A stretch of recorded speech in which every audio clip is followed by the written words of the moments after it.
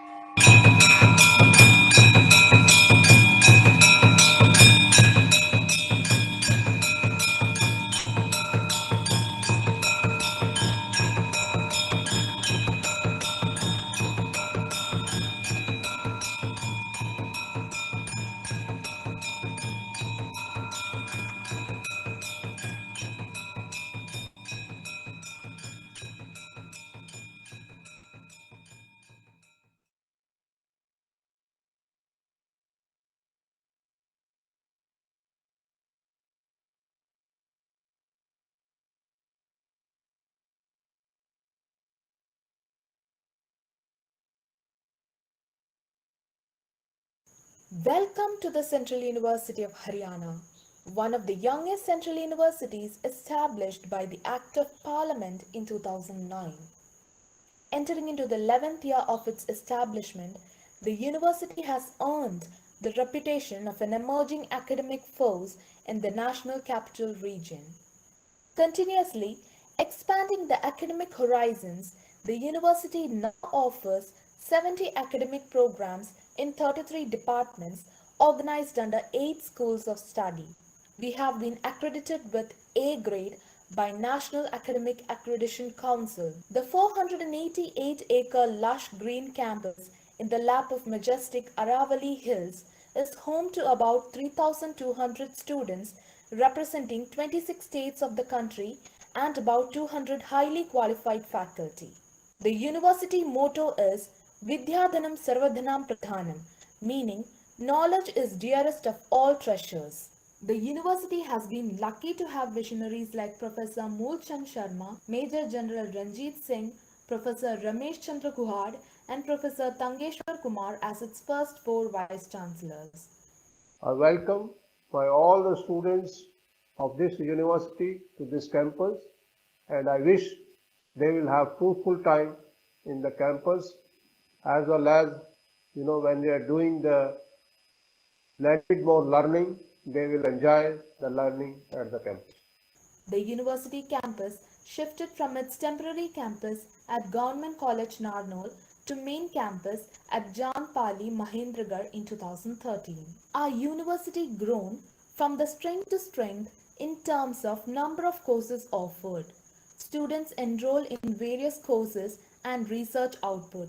The university pioneered in phased implementation of National Education Policy (NEP) 2020. The current trend and the emphasis is on skill-based courses so that students become future entrepreneurs is one of the priority areas of this university. For this purpose, university has a career training and placement center. In tune with the vision of NEP 2020, the university is running 3 vocational courses under Department of Vocational Studies and Skill Development for realizing the Skill India mission of Government of India and thus enabling people from nearby villages to learn profitable entrepreneurship and achieve the vision of Honorable Prime Minister Shri Narendra Modi's Atmanirbhar Bharat. Swami Dayanand Saraswati Chair has been established. Its main objective is to propagate Swami Dayanand Saraswati's vision for social reforms and impeccable character. In this information technology age, every citizen needs to be digital literate. All our students are exposed to new technology by way of smart classrooms, fully Wi-Fi campus with internet availability 24/7 at 1 GB per second speed, both in classrooms and hostels, and CUH learning management system. Our library is providing rich collection of digital content such as e-books, research journals, magazines, reports, encyclopedia, reference books, theses and dissertations, and etc. The library is fully automated. All its holding is available at click of mouse. All special lectures are telecasted and webcast live on university website for benefit of everyone. The Fit India program of Government of India has been implemented in the university. The students and faculty are encouraged to take part in morning and evening classes. The students actively participate in various sports activities. Cycling and walking to work is encouraged. Healthy and nutritious food is served in hostels. Well-stocked gyms are available for girls and boys separately. The infrastructure complements the environment of fruitful learning and teaching. We have approximately 500 acres campus. 80% of this area is lush green. The concept of green building are followed in construction. We are keen to protect trees, vegetations, and bird habitats in our campus. Infrastructural facilities include 100 kilowatt solar power plant, 3 electrical substations, banking facility, post office, shopping complex, transport facility, residential complex, 4 girls hostels and 3 boys hostels, university guest house and university health center. 3 new academic blocks and 1 administrative block have been constructed in the university recently. Also, a helipad for VVIP visits. All the classrooms, labs, and faculty rooms are air-conditioned for conducive learning environment. Seminar halls are available on every floor for special lectures. The university sincerely aspires to be a center of excellence in cutting-edge research. All the schools have multidisciplinary approach with focus on applied part of learning. The university is encouraging the faculty and students to take up community-based internship and research projects. The university has 700 publications in the Scopus Index Journal, and H index of the university is nearing 30. And if we look at the national average, we are above the national average contribution among the universities. We have started a tradition of inviting local farmers and entrepreneurs in all our special lectures and conferences so that scientists and farmers can collectively discuss the issues bothering them. The university has received the fifth DST grant for the life science departments, and over the research promotion board has allowed to have seed grant for the new research scientists and the new teachers who will be appointed, and we have established the research grant of 20 lakhs every year.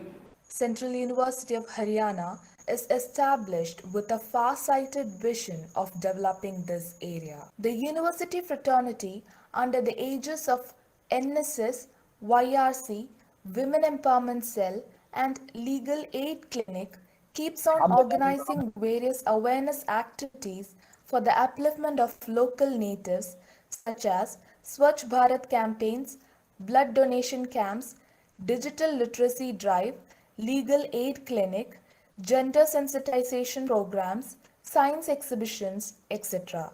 This university is running a child care center named Abhilasha in the campus for educating the children of laborers working in the university projects under constructions. A new tradition has been started by this university to grant degrees in the convocation in traditional Indian attires, a deviation from colonial past. The students of the university organize various cultural activities, festivals under the guidance of experienced faculty members. Central University of Haryana represents a mini India as the students from all over India are studying here. Unity in diversity is reflected in CUH. The students from different states celebrate their festivals in the hostels and campus. Everyone actively participates in such celebrations. These celebrations, whereas widen the students' exposure, also increase the cultural harmony among all. The most beautiful part of this campus for the students and parents is to look forward to the serene atmosphere, natural beauty of the campus, bird sanctuary like feeling, everlasting view of mountains, best air quality index in the NCR, secure environment, and teachers on a mission to make you brightest of the all. Jai Hind.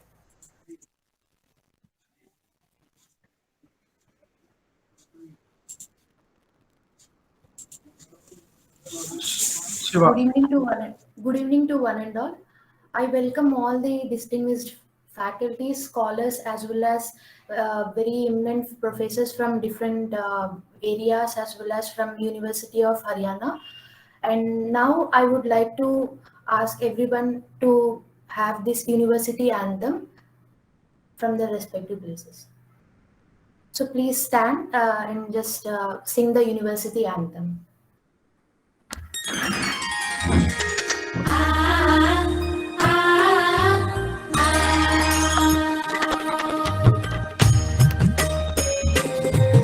विद्याधनं सर्वधनं प्रधानम्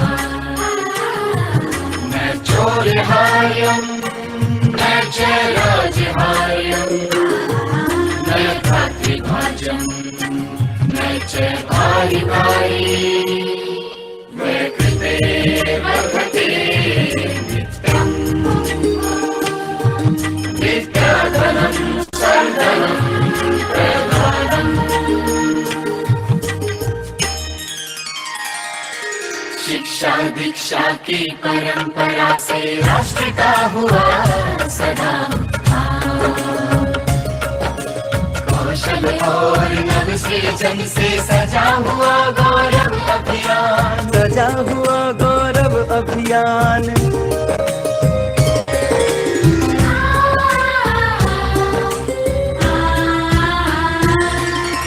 ज्ञान विज्ञान की शक्ति से हम मंडल में हुए स्थापित, सीखा है इतिहास से हमने नव तकनीकों में हुए समाहित, नव तकनीकों में हुए समाहित। सगमा सागी पमगमरी सनी सनी संस्कारों की शक्ति को जब लिया है युवा ने पहचान, हम सब बने राष्ट्र के रक्षक। आओ करे नव भारत निर्माण, आओ करे भारत निर्माण। कला योग विज्ञान विधि का विश्वविद्यालय देता ज्ञान, तन मन और जीवन सुचिता का देता है यह शुभ बलिदान। जन्म लेकर जिस तरह पर शौर्य करता शीश बलिदान, अपनी मेहनत से माटी को सोना कर दे जहाँ किसान। की धरा हरियाणा पर स्थापित अपना कुल महान, शिक्षा और स्वावलंबन आओ ऐसे कुल को करे प्रणाम, ऐसे कुल को करे प्रणाम, ऐसे कुल को करे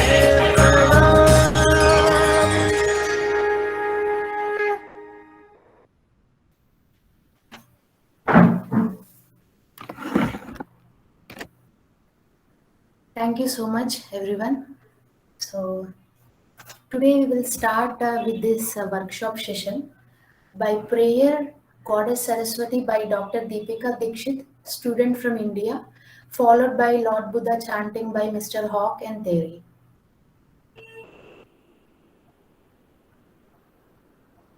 सर्वेभ्यो नमो नमः।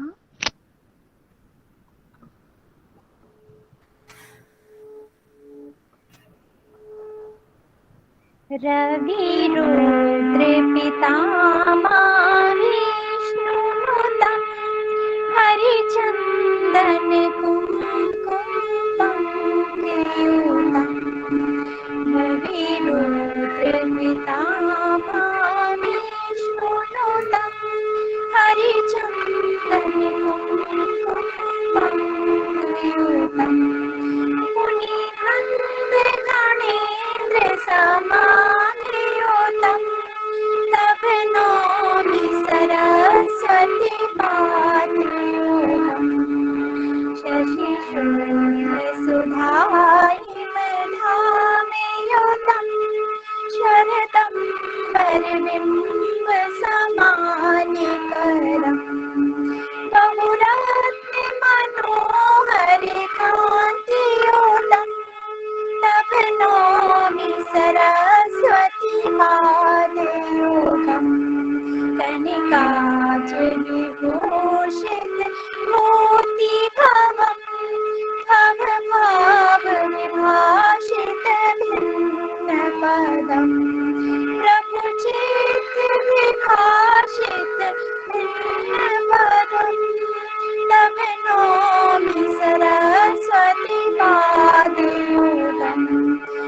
भवसागरे मार्जन भीतिनोदम् प्रतिपादित सन्ततिकारिणीदम् विमलादित्य शोध्य विशोध्य पदम् तव नौमि सरस्वती पादयोगम् तव नौमि सरस्वती पादयोगम् तव नौमि सरस्वती पादयोगम्। धन्यवाद। Please unmute Shiva Madhuri. Thank you, Deepika, for paying tributes for the Lord Saraswati. And now I just invite the Mr. Hawk and the team to do the Lord Buddha chanting.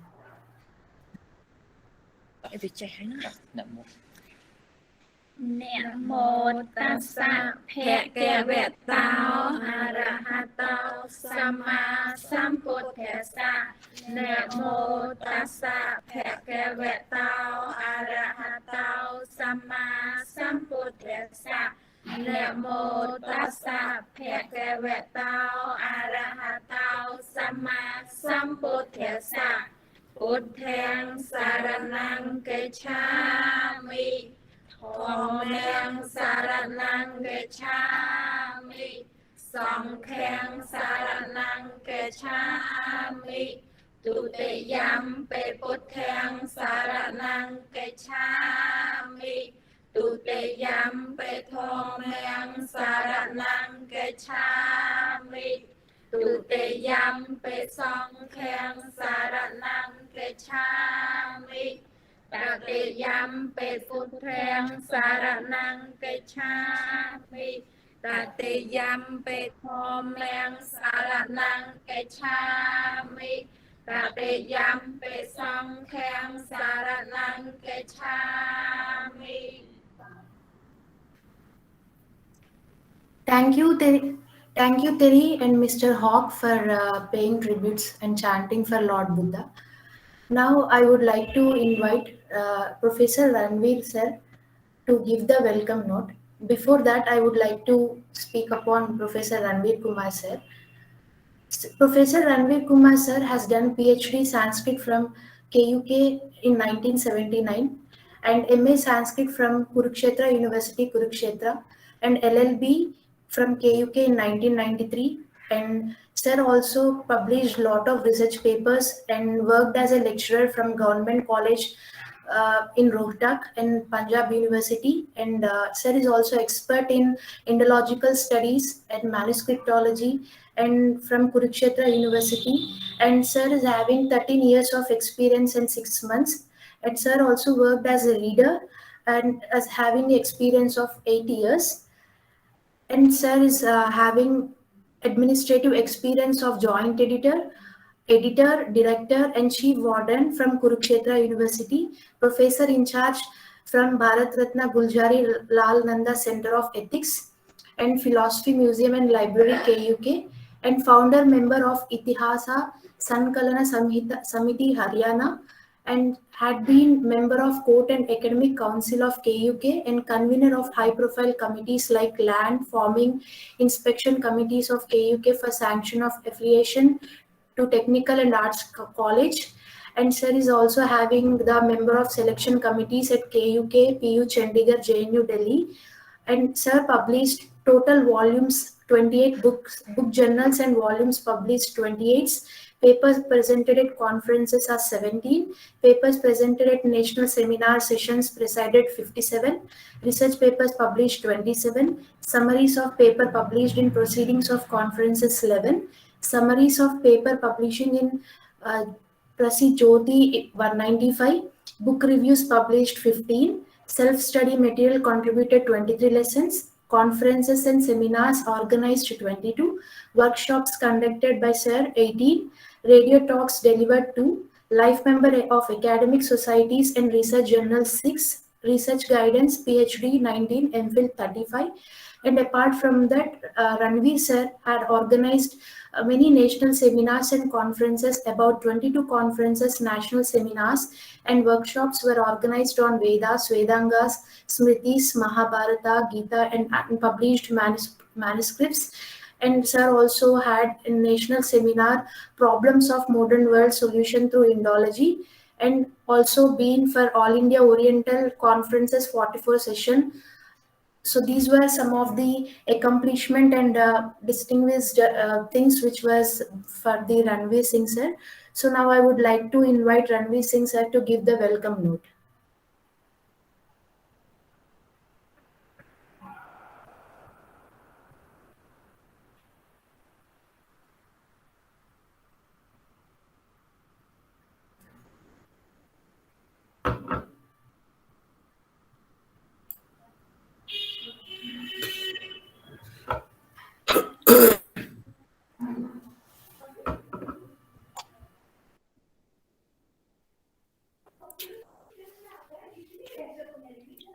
क्या मुझे सुन पा रहे हैं आप लोग? हाँ sir. Am I audible? Yes sir. Okay. ये video नहीं चल पा रहा है. मैं कोशिश कर रहा हूँ बार बार.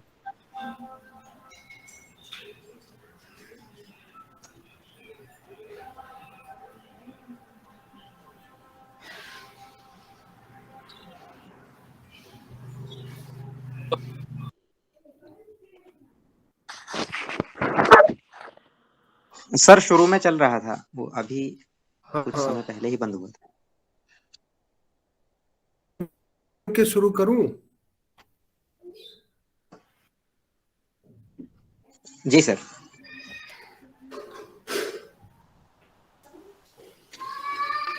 मैं मोबाइल से कोशिश करता हूं. देखो प्लीज सर. हम सुन रहे हैं आपको. जी.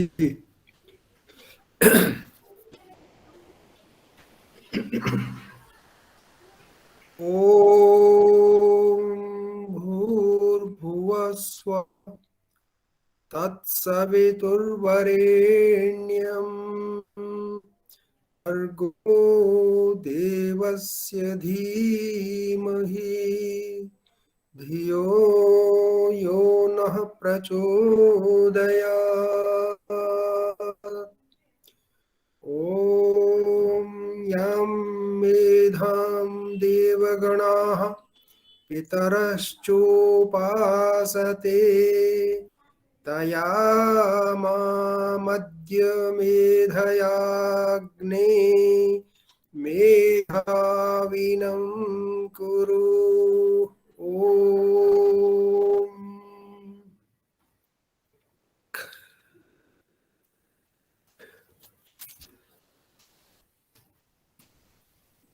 It's very auspicious occasion that Central University of Haryana and its Department of Sanskrit has been inaugurating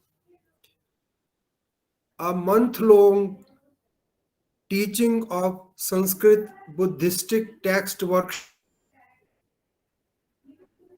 And I welcome all the dignitaries, professors, researchers, students who are joined here from whole of the world, from many countries. I am very thankful all of you. Firstly, our Honorable Vice-Chancellor is also connecting with us shortly, and I see that here the chief guest, Professor Baidyanath Labh ji, has also joined with us, and I pay my namaste to Dr. Baidyanath Labh ji, to Professor S. Sudarsana Sharma ji, Honorable Vice Chancellor Sri Venkateswara Vedic University, Tirupati, and Baidyanath Labh, Honorable Vice-Chancellor, Navnalanda, Mahavihara, Nalanda, Professor Rana Purushottam Singh, Dean, Buddhist Studies, Nalanda, Mahavihara, Nalanda, Professor Asanga Tilakratne, former Senior Chair Professor, University of Colombo, Sri Lanka, Professor Dr. Manoj Kumar Shrivastava, former Additional Chief Secretary, MP, and IAS 1987 batch, and I also convey my sincere thanks to my colleague, Professor Dr. Bipin Kumar Jha, and my another colleague, Dr. Ravidatta Sharma, and all other colleagues and all other scholars and dignitaries.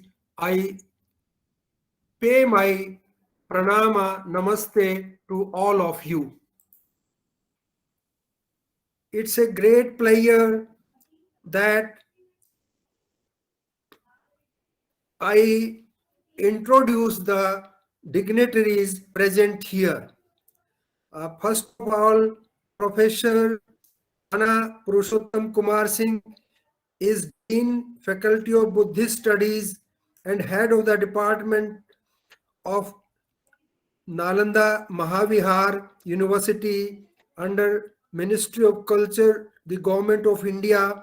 Apart from teaching and research in almost all countries of South and Southeast Asia, he engaged himself with different archaeological sites and inscriptions in the museums of Thailand, Cambodia, Laos, Vietnam, Philippines, Sri Lanka, Tibet, Pakistan, etc.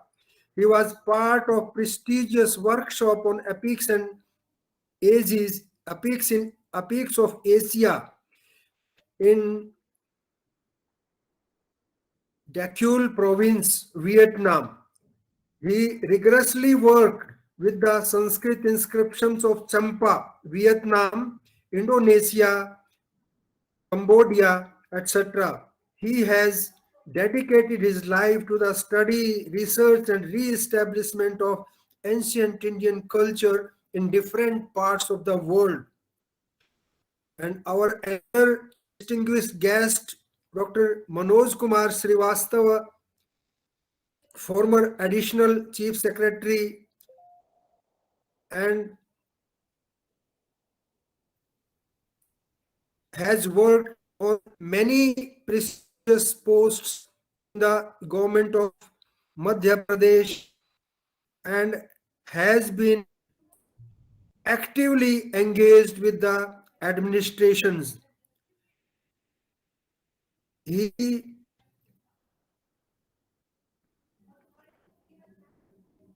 has been instrumental to establish a Vikramaditya Shodhpeeth, a Marathi Academy, a Shaurya Smarak at Bhopal, Adi Shankaracharya Trust, a Punjabi Academy, a Sindhi Academy, an Academy of Dialects, a Tirtha एवं मेला विकास प्राधिकरण and Directorate of Religious Endowments, had on field profile 18 years of experience interacting with rural and tribal communities, had been secretary, principal secretary, additional chief secretary in cultural department, government of Pradesh, which saw a great revival of arts and culture activities, have been invited to deliver lectures by many universities, state governments and NGOs, addressed on different issues on aspects of IKS abroad, also in places like Birmingham, Belfast, London, Cardiff, Amsterdam, Colombo, organized Kalakumbh at Ujjain and wrote a book mentioning the tribal know-how on herbs and their medicinal properties, had organized many seminars and discourses of IKS. And our another distinguished guest, Professor Asanga Tilakratne, former senior chair professor of Pali and Buddhism studies and vice chancellor in Sri Lanka, Colombo University. Asanga Tilakratne is a scholar and chair professor of Pali and Buddhist studies and founder head of the Department of Buddhist Studies at University of Colombo, Sri Lanka from 2003 to 2006. He served as the director of the Postgraduate Institute of Pali and Buddhist Studies, University of Kelania. In 2000, Professor Tilakratne was a senior Commonwealth Fellow and was attached to Oriental Institute, Oxford University.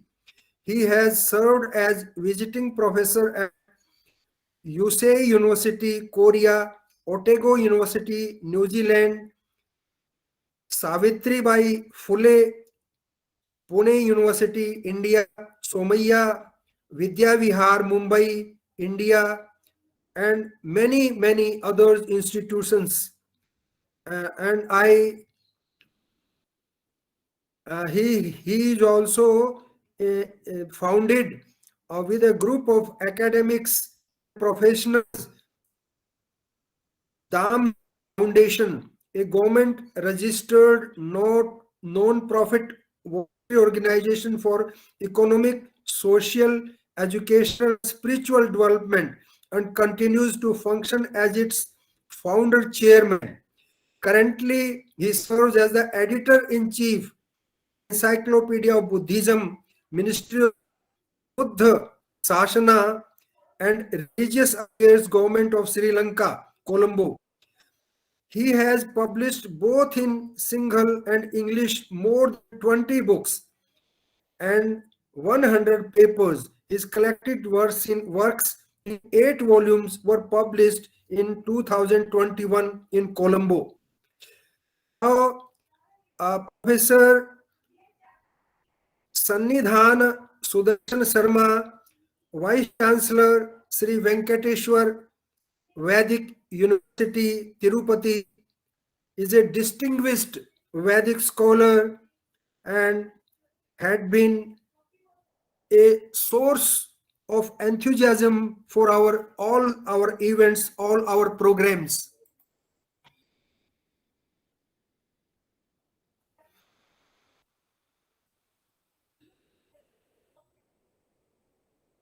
Is in Veda, title of Veda Ratnam from Kanti Kam Koti Pitham, title of Vedanidhi from Waves Organization, Hindu University of America, Orlando, USA, title of Vidya Vachaspati, Akhil Bharatiya Vidvat Parishad, Varanasi, and Swadhyay Chaturanana from Pulpula Trust.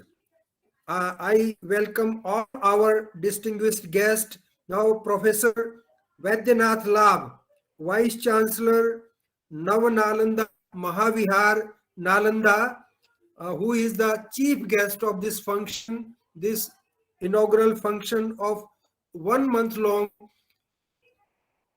workshop. Professor Baidyanath Labh, the Vice Chancellor, Nalanda Mahavihara, was born in a remote village in Dhannarai in the district of Sitamarhi, and we are personally known when he was in the Jammu University campus, and he is very good friend of mine, and I put his biodata in some brief manner. He founded the Society of Buddhist Studies in the year 2000, the Academic Association of Buddhist Studies, which is the national academic forum of senior as well as budding scholars of Pali and Buddhist studies. Needless to say, the ISBS has created active interest amongst the scholars towards Buddhist learning and has helped Buddhist studies to develop as a frontline academic discipline in India. He served in society as its secretary for 18 years till 2018. Last but not least, now the Vice Chancellor of Navnalanda Mahavihara, the real professor of ancient Nalanda University. He was honored with Rashtra Bhasha Samman by the Jammu Kashmir Rashtra Bhasha Prachar Samiti in 2009 and was honored with Lifetime Achievement Award by the Institute for Environment, Yoga, and Social Society, New Delhi in the same year. He was also honored as Somayaji Ritvik by the Hindi Sahitya Sammelan Prayag, which was conferred on him for his services to Hindi literature in 2004. He was honored with the title Dharma Vibhushan by the International Federation of Astrology and Spiritual Science, Chandigarh, India, and Matara, Sri Lanka in 2005. He has recently been honored with Dr. Beni Madhav Barua Memorial Award 2018, and I welcome our honorable chief guest of this function. Now I introduce our honorable Vice Chancellor Sir, who is the chief patron of this function and who always bless us with his presence.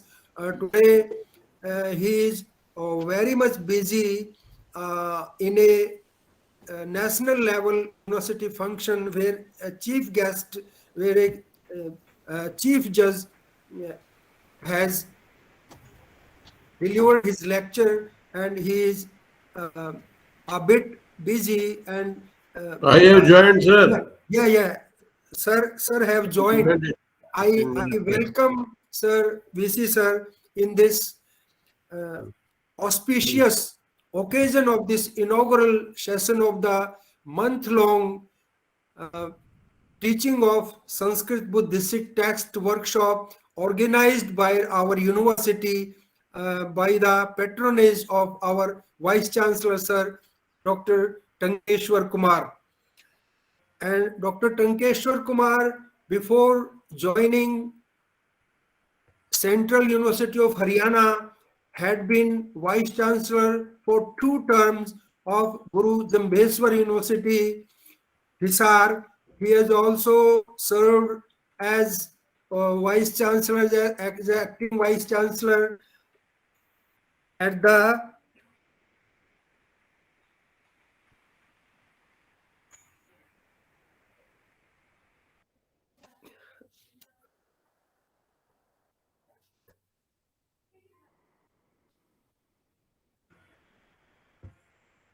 Chaudhary Bansilal University and Deen Bandhu Choturam University. Deen Bandhu Choturam University of Science and Technology, Murthal, Vice Chancellor Additional for Chaudhary Bansilal University, Bhiwani, teaching.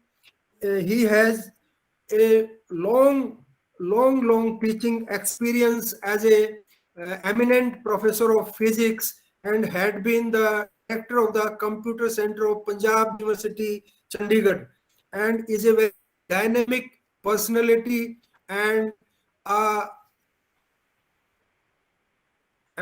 very gentle and honest person.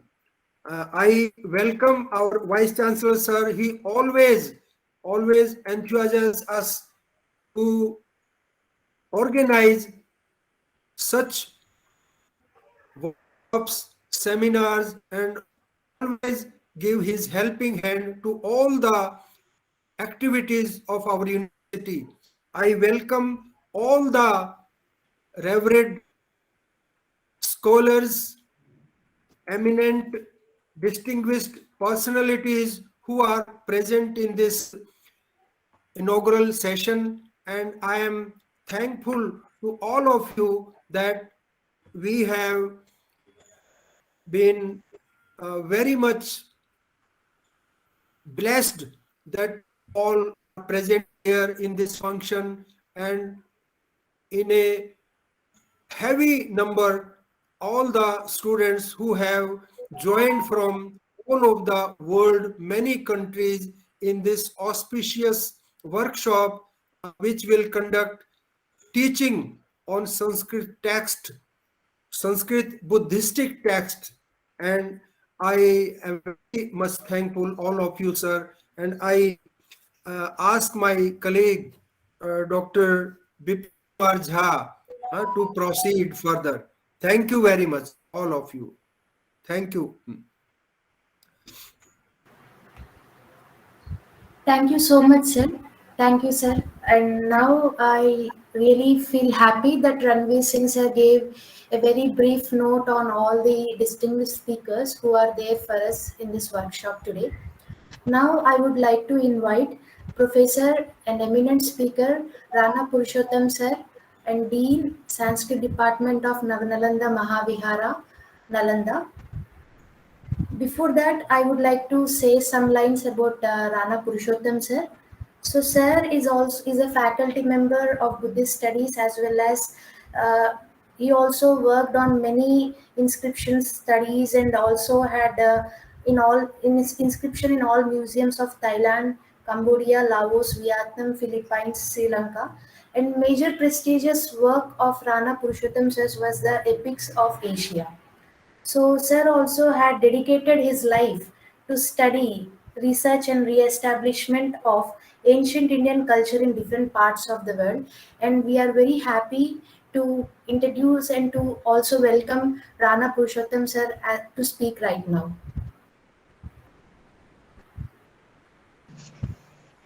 Thank you. Namo Buddhaya. सर्वे भवन्तु सुखिनः, सर्वे सन्तु निरामया, सर्वे भद्राणि पश्यन्तु, मा कश्चित् दुःखभाग् भवेत्. Respected Honorable Vice-Chancellor Sir, Professor Tankeshwar Kumar, Central University of Haryana,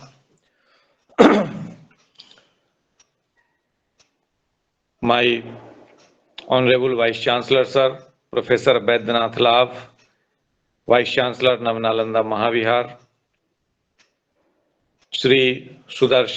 Professor Sri Sudarsana Sarma, Vice-Chancellor, Sanskrit University, Tirupati,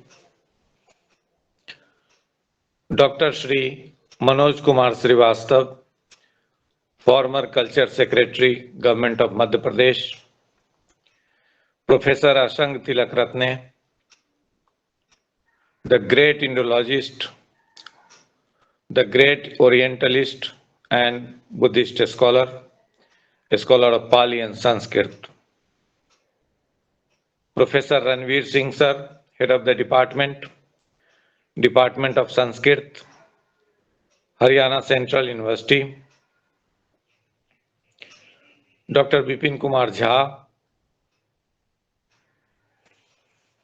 my younger brother, and my fellow activist in the field of Indology and Oriental Studies from his days of Nalanda University.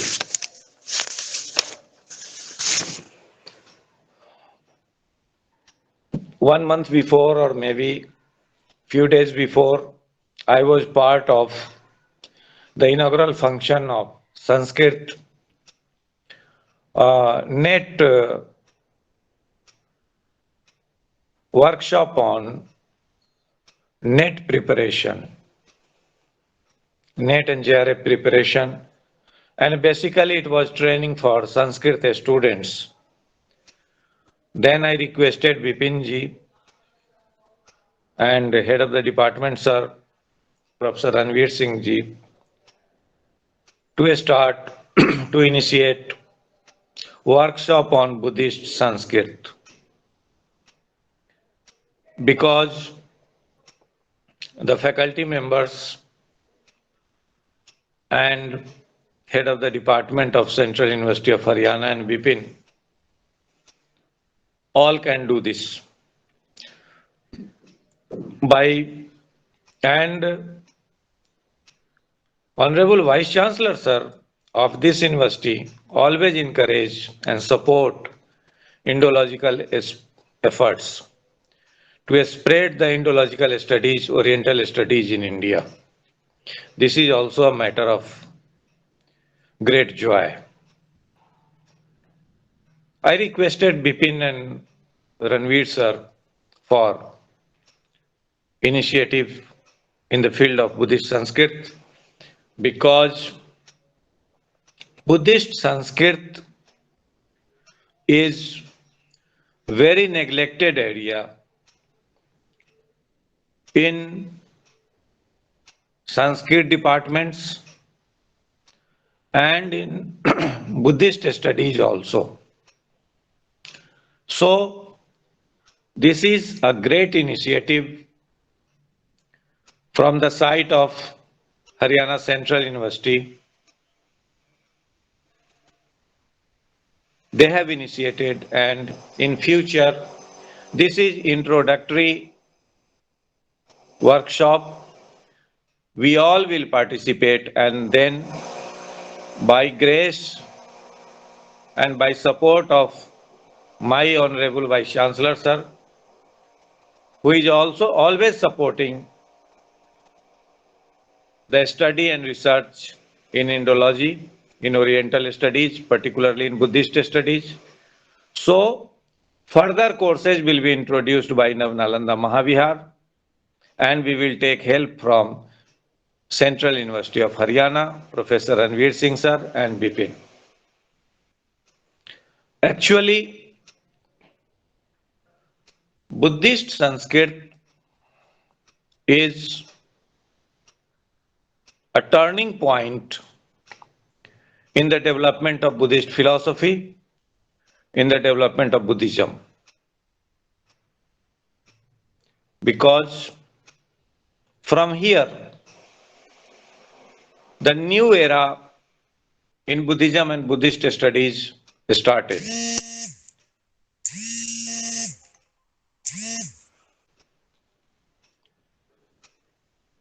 Some scholars believe that Buddhist studies and Pali came parallel. This is one hypothesis. I am not supporting personally, I am not in favor of this hypothesis, but some scholars believe. And Buddhist Sanskrit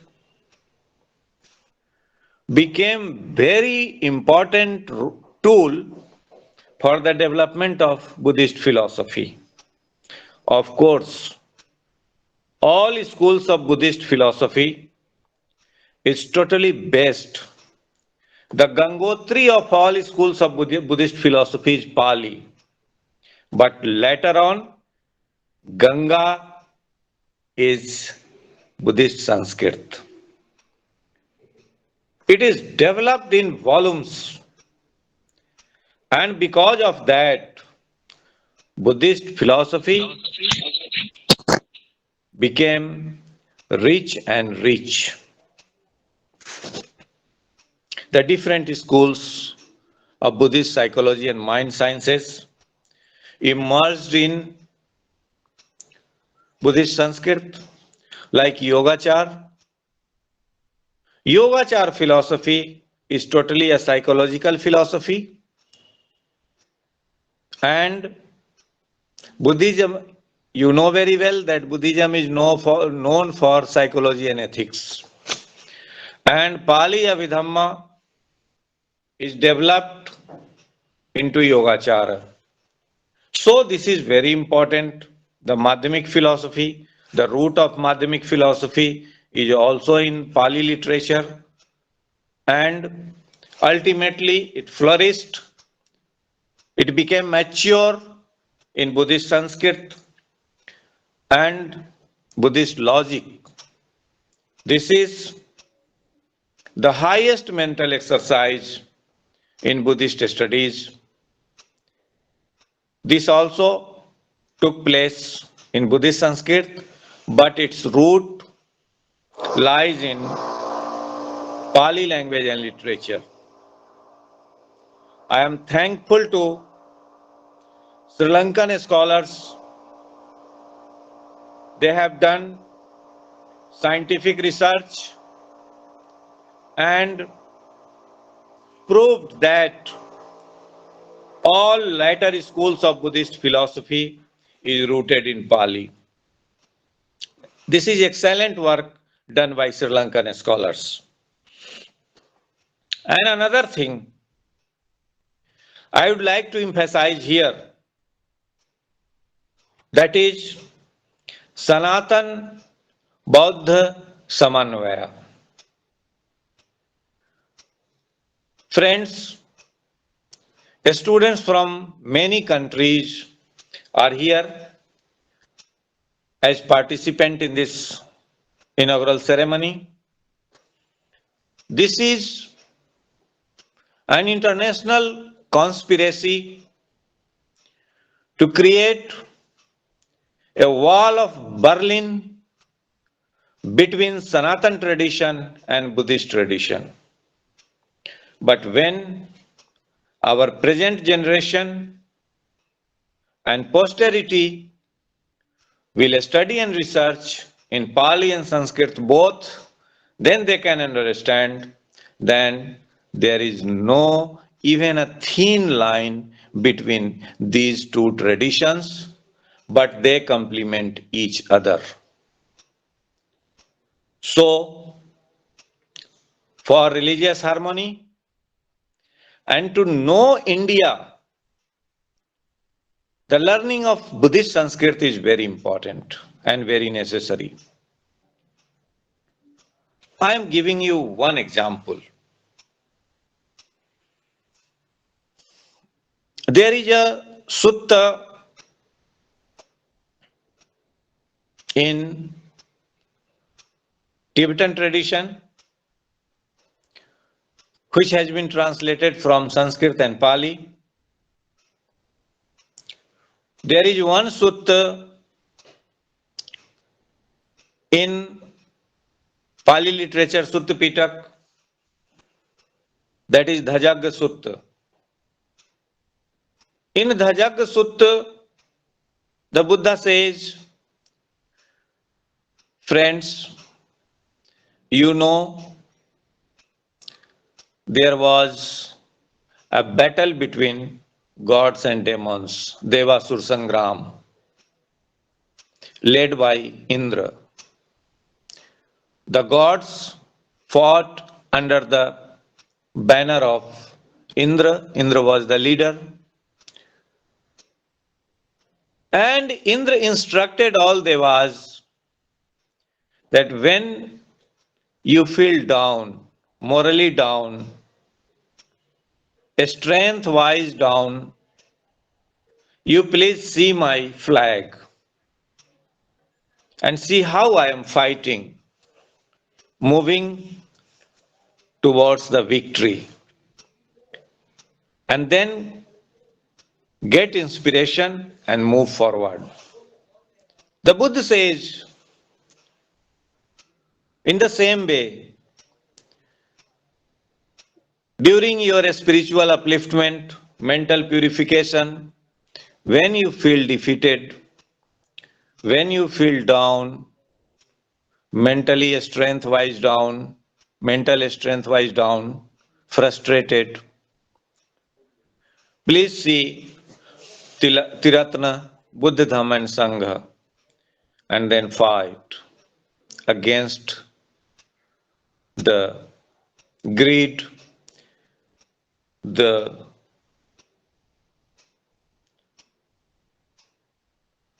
that is called alobh, lobh, dosh, hatred, and more delusion. But when it was translated further, see the development.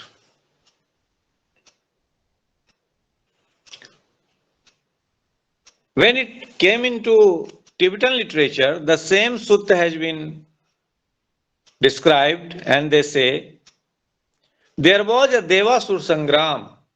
I am quoting the Tibetan sources. Devasur Sangram. And then, just like the Indra instructed his army, the army of gods, that when you are defeated, please see my flag. In the same way, O monks, when you feel defeated, you please remember Goddess Tara and recite Bij Mantra, and then recite Om Eng Ring Kling Chamundaye, like Taraye Namaha, like all Bij Mantras has been incorporated in Tibetan scripture. See the journey of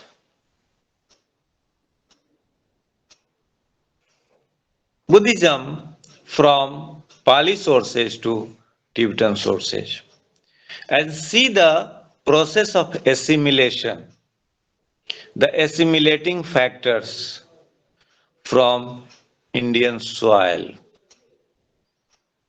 I am not giving, my intention is not to establish any Indian religion as superior or inferior, because we are living in India, in Asia, and this is beauty of Indianism, and this is beauty of Asianism.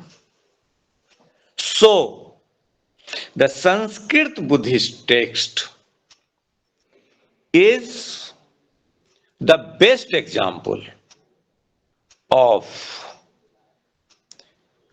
samanvay between the two traditions, or the 3-4 traditions, which is part of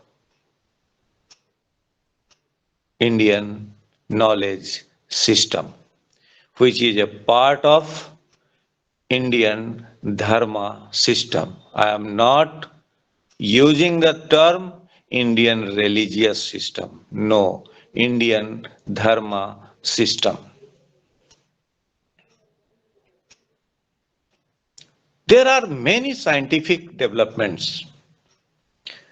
Indian system of research methodology. Now we are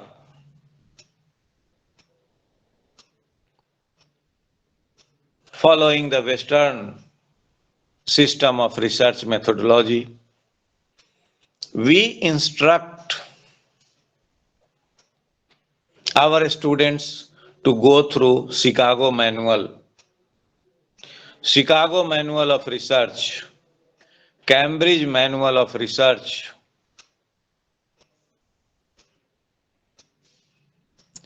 MLA Handbook. This is superficial kind of research methodology.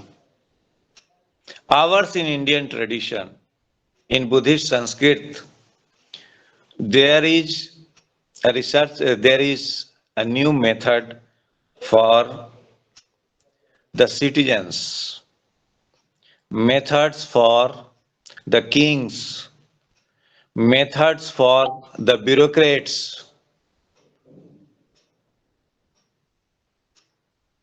So, when you are going through the Sanskrit texts, you will see the methodology to run the world. You will see the methodology to run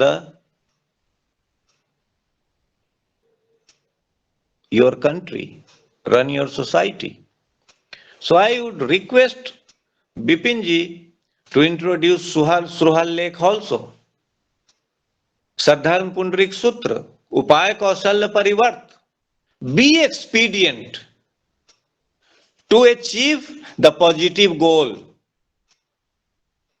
These are the books on research methodology, because Sanskrit tradition is full of all kinds of methodologies, from the Kautilya to Niti Shatak to all Sanskrit texts. Not only in Sanatan tradition, in Buddhist tradition also. And all scientific books. So I have got instruction from Bipin to brief myself. I wanted to share so many things with you, but in original classroom, when I will get opportunity to share all these things, one thing I would like to say, this is introductory kind of thing, and I invite and request Honorable Vice-Chancellor Sir and Ranveer Sir, Professor Ranveer Singh, to start a new journey in the field of study and research in Buddhist Sanskrit and different aspects of Buddhism. Some text we will cover through workshops with the blessings of my Honorable Vice-Chancellor Professor Baidyanath Labh Sir. We can initiate some texts here at Nalanda and some at Central University of Haryana. So we will open a new chapter in studies and research in India. Thank you. Thanks everybody, and thanks Haryana Central University for giving me this opportunity. Thank you. Thank you so much, sir. Thank you, sir, for really explaining us this process of assimilation of Pali, Sanskrit language, combining with India, Asia, seeing together, as well as giving us a very beautiful explanation on Indian tradition and having the research methodology, as well as on scientific books, also in from Sanskrit texts as well as from Buddhist texts. And I really like to say this very good point that you mentioned in a very good point that Indian knowledge system, but not a Indian religious system. It is a very underlined and remarked point where we need to remember. And thank you so much for giving a very great speech, sir. And now I would like to invite Dr. Manoj Kumar Shrivastava, IAS, sir, to give the brief speech for this next session. Honorable VC sir, distinguished and eminent guest and participant friends. Apart from the introduction given about me, I was somewhat instrumental in the establishment of University of Buddhist and Indic Studies at Sanchi. And I have been to Sri Lanka also, met Honorable President there, and met the chairperson of International Mahabodhi Society. I went there with the proposal of Buddhist Museum, which will include representations from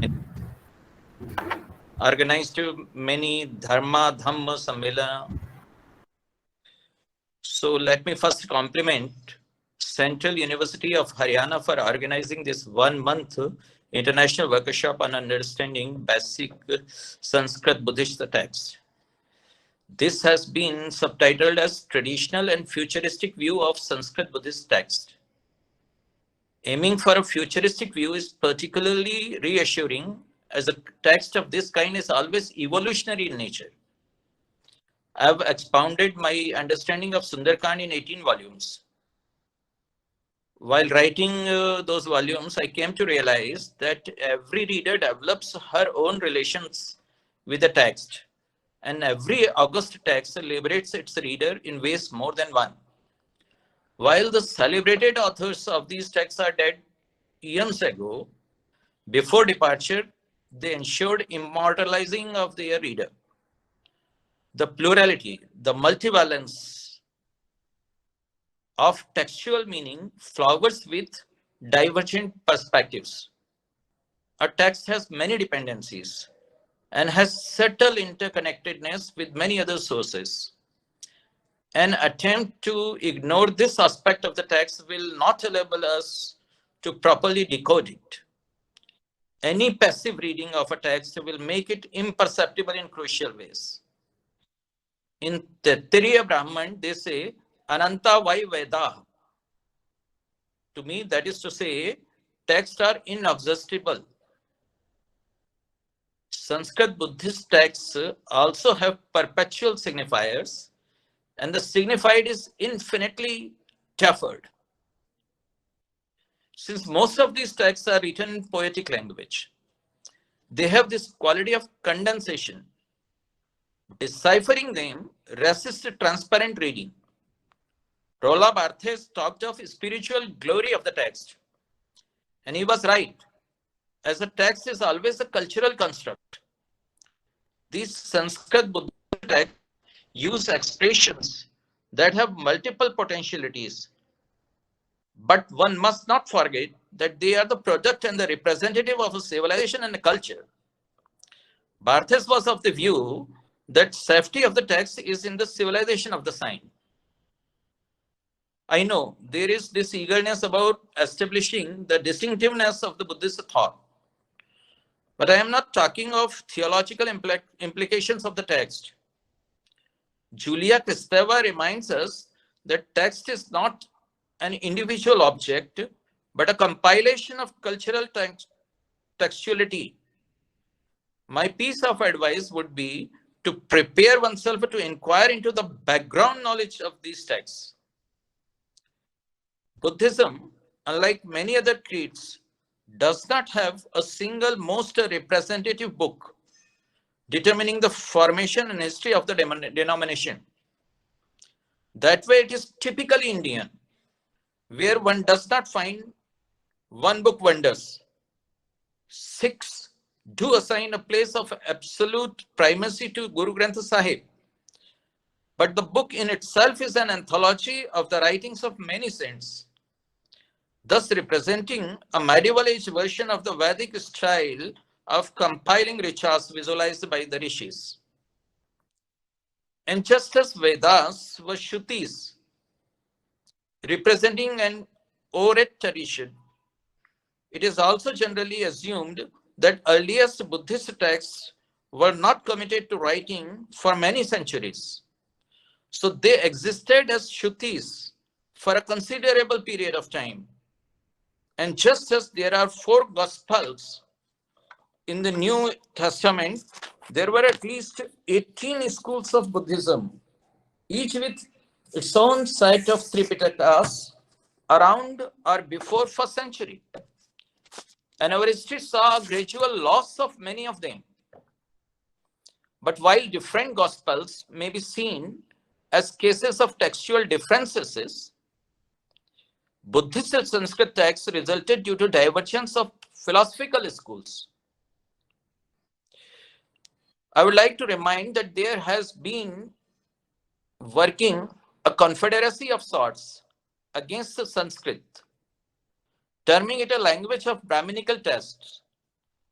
While Brahminism itself is a fake and phony denomination, a Sanskrit cosmopolis through this cabal is described in highly constricted ways. This workshop, I hope, will help in mitigation of this utterly erroneous impression, as there is an extremely rich plethora of Sanskrit Buddhist texts. This attempt on the part of the university gains particular importance today, as we are in the midst of times when people are as keen to declare Sanskrit as dead as Nietzsche was keen to declare the death of God. The untranslatability of certain Sanskrit terms is an important issue in our attempt to understand the text. There may be a linguistic untranslatability and a cultural untranslatability.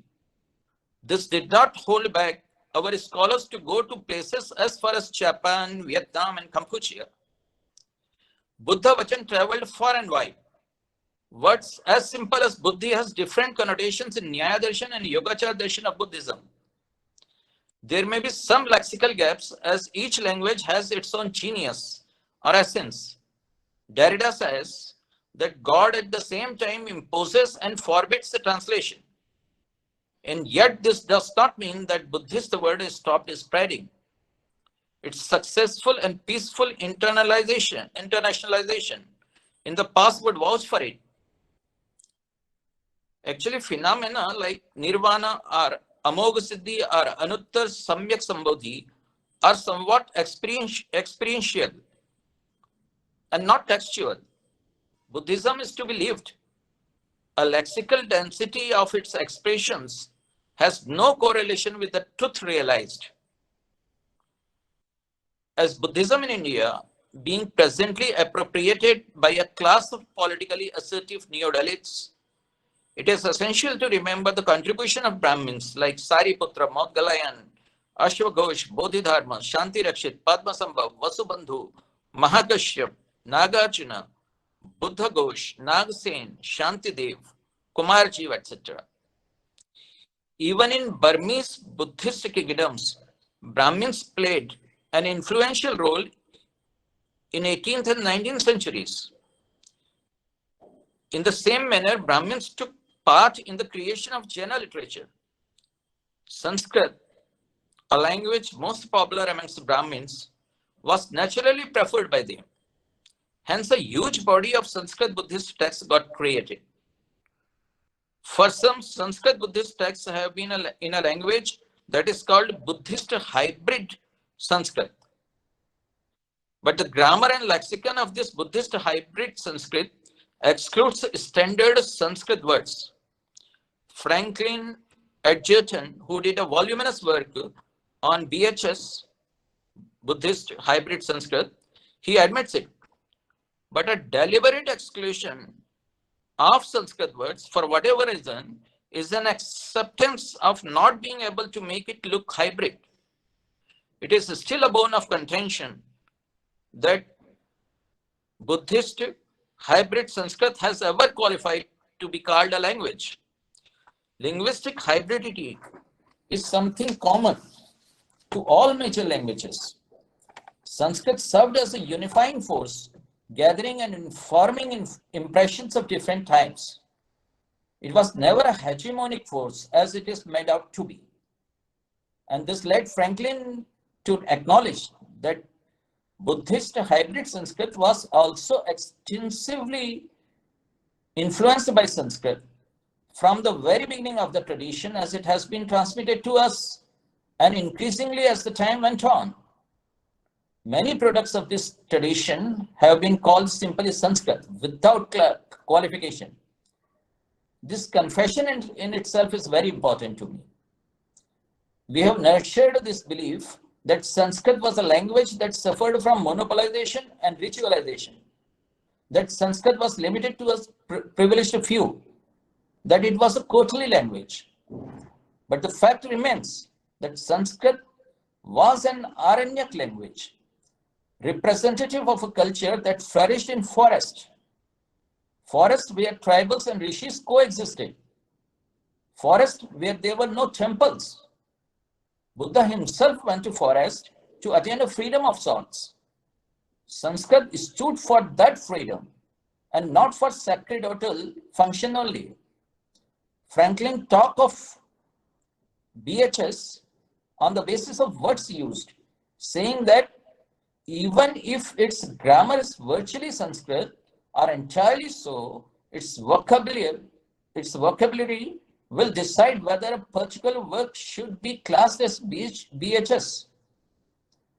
So he's not basing his case on syntax pattern. He's basing his case on the glossary used. Going by this logic, one day may come when contemporary intrusion of English words in many world languages will make them forming part of this linguistic category. We know that Mahayanis use the Sanskrit unhesitatingly for propounding Buddhist metaphysics. Vajrayana, with its Yogachar, Madhyamik philosophy, and the symbolism of its practices, found Sanskrit as the proper vehicle. Ashogasha authored a Buddha Charitra, Sariputra Prakran, which may be seen by many as literary works, but their argumentary role in Buddhist thinking should not be denied. Aryaveda, who wrote Charyamila Pakshapadip, Asanga, who wrote Abhidharma Samachaya, Vasubandhu, who wrote Abhidharma Kosh Bhashya, Dharmakirti, who wrote Praman Shastra, Ghoshak, who wrote Abhidharma Amrit, Haribhadra, who wrote Satyasiddhi Shastra, Nagarjuna, Dingnag, Sthirmati, Chandrakirti, they all used the Sanskrit. Satyasiddhi Shastra, Sutra Nipat, Shat Sahasrika, Panchashatika, Raktakut Sutra, Sadharma Pandarik Sutra, Bhikshuni Vinay, Lankavatar Sutra, Bodhisattva Pratimoksha Sutra, Bhikshukarma Vakya, Abhidharma Sutra, all are in Sanskrit. The use of local dialects for the propagation of metaphysical ideas was never denied in India. Tulsidas did something similar in late medieval age while writing Ramcharitmanas. We did not have a situation where clergy dug out the remains of John Wycliffe for the sin of translating Bible into English. So the use of Indic languages for popularizing Buddha Vachan was unhindered. Hence, any textual interpretation of Buddhist scriptures in Sanskrit must take into account the inclusive nature of the Indian society in general. Thus, tradition and context, even in historical ones, play a great role in sense-making of Buddhist texts. Expressions used in them have a certain semantic field. Any existentialist bias on our part that prompts us to use glasses or even blinkers may lead us to read these texts differently, at times doing injustice with the authorial intent. But a text is a linguistic fact, and a reader's rigorous engagement with the text itself at times brings better results than any supposedly intentional fallacy attributed to authors. So I would suggest one should feel free. One should feel intimate with the text. Your intimacy with the text will help you reach ultimacy of mind. For that very purpose, all the very best.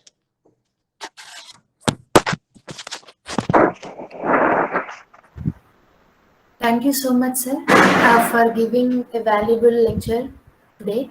And next, I would like to invite Professor Asanga Tilakratne, former chair professor of Pali and Buddhist Studies, Vice-Chancellor of Sri Lanka.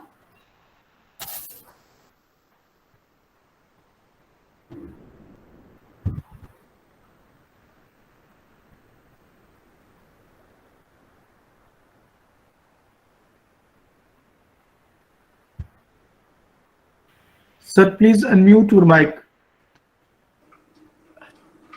Thank you. Thank you very much again. I wish a very good evening to all of you. Particularly, I would like to recognize Professor Tankeshwar Kumar, the Vice-Chancellor of Central Haryana University, and also Professor Baidyanath, Labh, Vice-Chancellor of Navnalanda University, my very good friend, and also Professor Purushottam Singh from the same university, Professor Sudarsana Sarma, and also Dr. Manoj, Kumar Shrivastava, and thank you so much, Professor Ranveer Singh, for very elaborate and nice introduction about me. So thank you very much for inviting me for this very interesting occasion. And also, I'm sorry, Dr. Bipin Kumar Jha, the main person of this event. Okay, so Dr. Bipin, thank you so much for inviting me for this occasion. In fact, joining from Colombo, I'm not going to give a long talk or academic talk here, but simply to convey my greetings and also convey my admiration of what you are doing, what Central Haryana University is initiating, at this juncture. I think Professor Purushottam Singh and also Dr. Manoj Kumar Shrivastava discussed in detail Buddhist Sanskrit and Buddhist Sanskrit studies, the textual traditions. I think it's a very important thing that this kind of a study in a substantial manner being inaugurated. First, I would like to say that the Haryana University has selected a young academic, young scholar who is very much suitable, fit and qualified to do this type of study. I had the opportunity to be and teaching at Nalanda University, Rajgir, and along with Dr. Bipin Kumar Jha, and I know him, associated him. We were occupying the same building and had occasions to discuss many academic, of course, as well as non-academic things. And during that association, I noticed that here we have a scholar who has a very, very solid background in Indian tradition, solid background in Indian Sanskrit, grammatical and Vedic tradition. So I thought in that sense, Dr. Bipin Kumar Jha represents the modern scholarship in India. On the one hand, they are experts in traditional philosophies, languages and grammars, but at the same time, they are also the products of modern technology. I know that he was almost single-handedly handling all the computer-related work of the department he was associated, and being so ignorant about these technological things, there were many occasions I had to seek his personal assistance in my own work. So I remember that past very fondly, and so therefore I'm joining this very distinguished gathering of scholars and seekers of knowledge this evening, just to express my appreciation of this move. When we think about the Buddhist Sanskrit textual studies, I think I can understand. On the one hand, I don't see why there should be a big celebration for that. But on the other hand, I can see that within Indian university tradition, there is no doubt that the main emphasis is given to the classical Sanskrit language and the literature and the Vedic tradition. However, when we look at the Indian tradition as a large phenomenon, we know that it's also, along with the Vedic tradition, it is one force that took Indian culture to the world. We know that it is the Buddhist culture. So, for example, Buddhism going to China, of course, it went many countries of the world, including Sri Lanka. But one particular example would be Buddhism going to China was the beginning of really, in a way, we can say that Indianization of the Chinese thought. Now, on the one hand, we can see that Sinicization of the Chinese influence on the Buddhist thought, but the mutual influence. So there we see two cultural giants meeting together and complementing each other and producing certain very unique cultural traditions that have been lasting up to even today. So in that sense, this is through Buddhist literature, through Buddhist philosophy, ultimately a world culture was born. So therefore, ultimately, the origin of that culture is really India. Now, modern Buddhist scholars like, particularly I would like to refer to a scholar like Richard Gombrich, Professor Richard Gombrich from Oxford University, who wrote a very interesting work several years ago, How Buddhism Began. Now, if you look at this academic text, you will see that Buddhism didn't come out of nowhere or out of blue moon.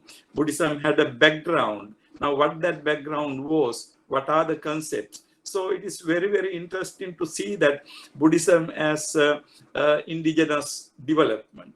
Now, that is one aspect of the picture.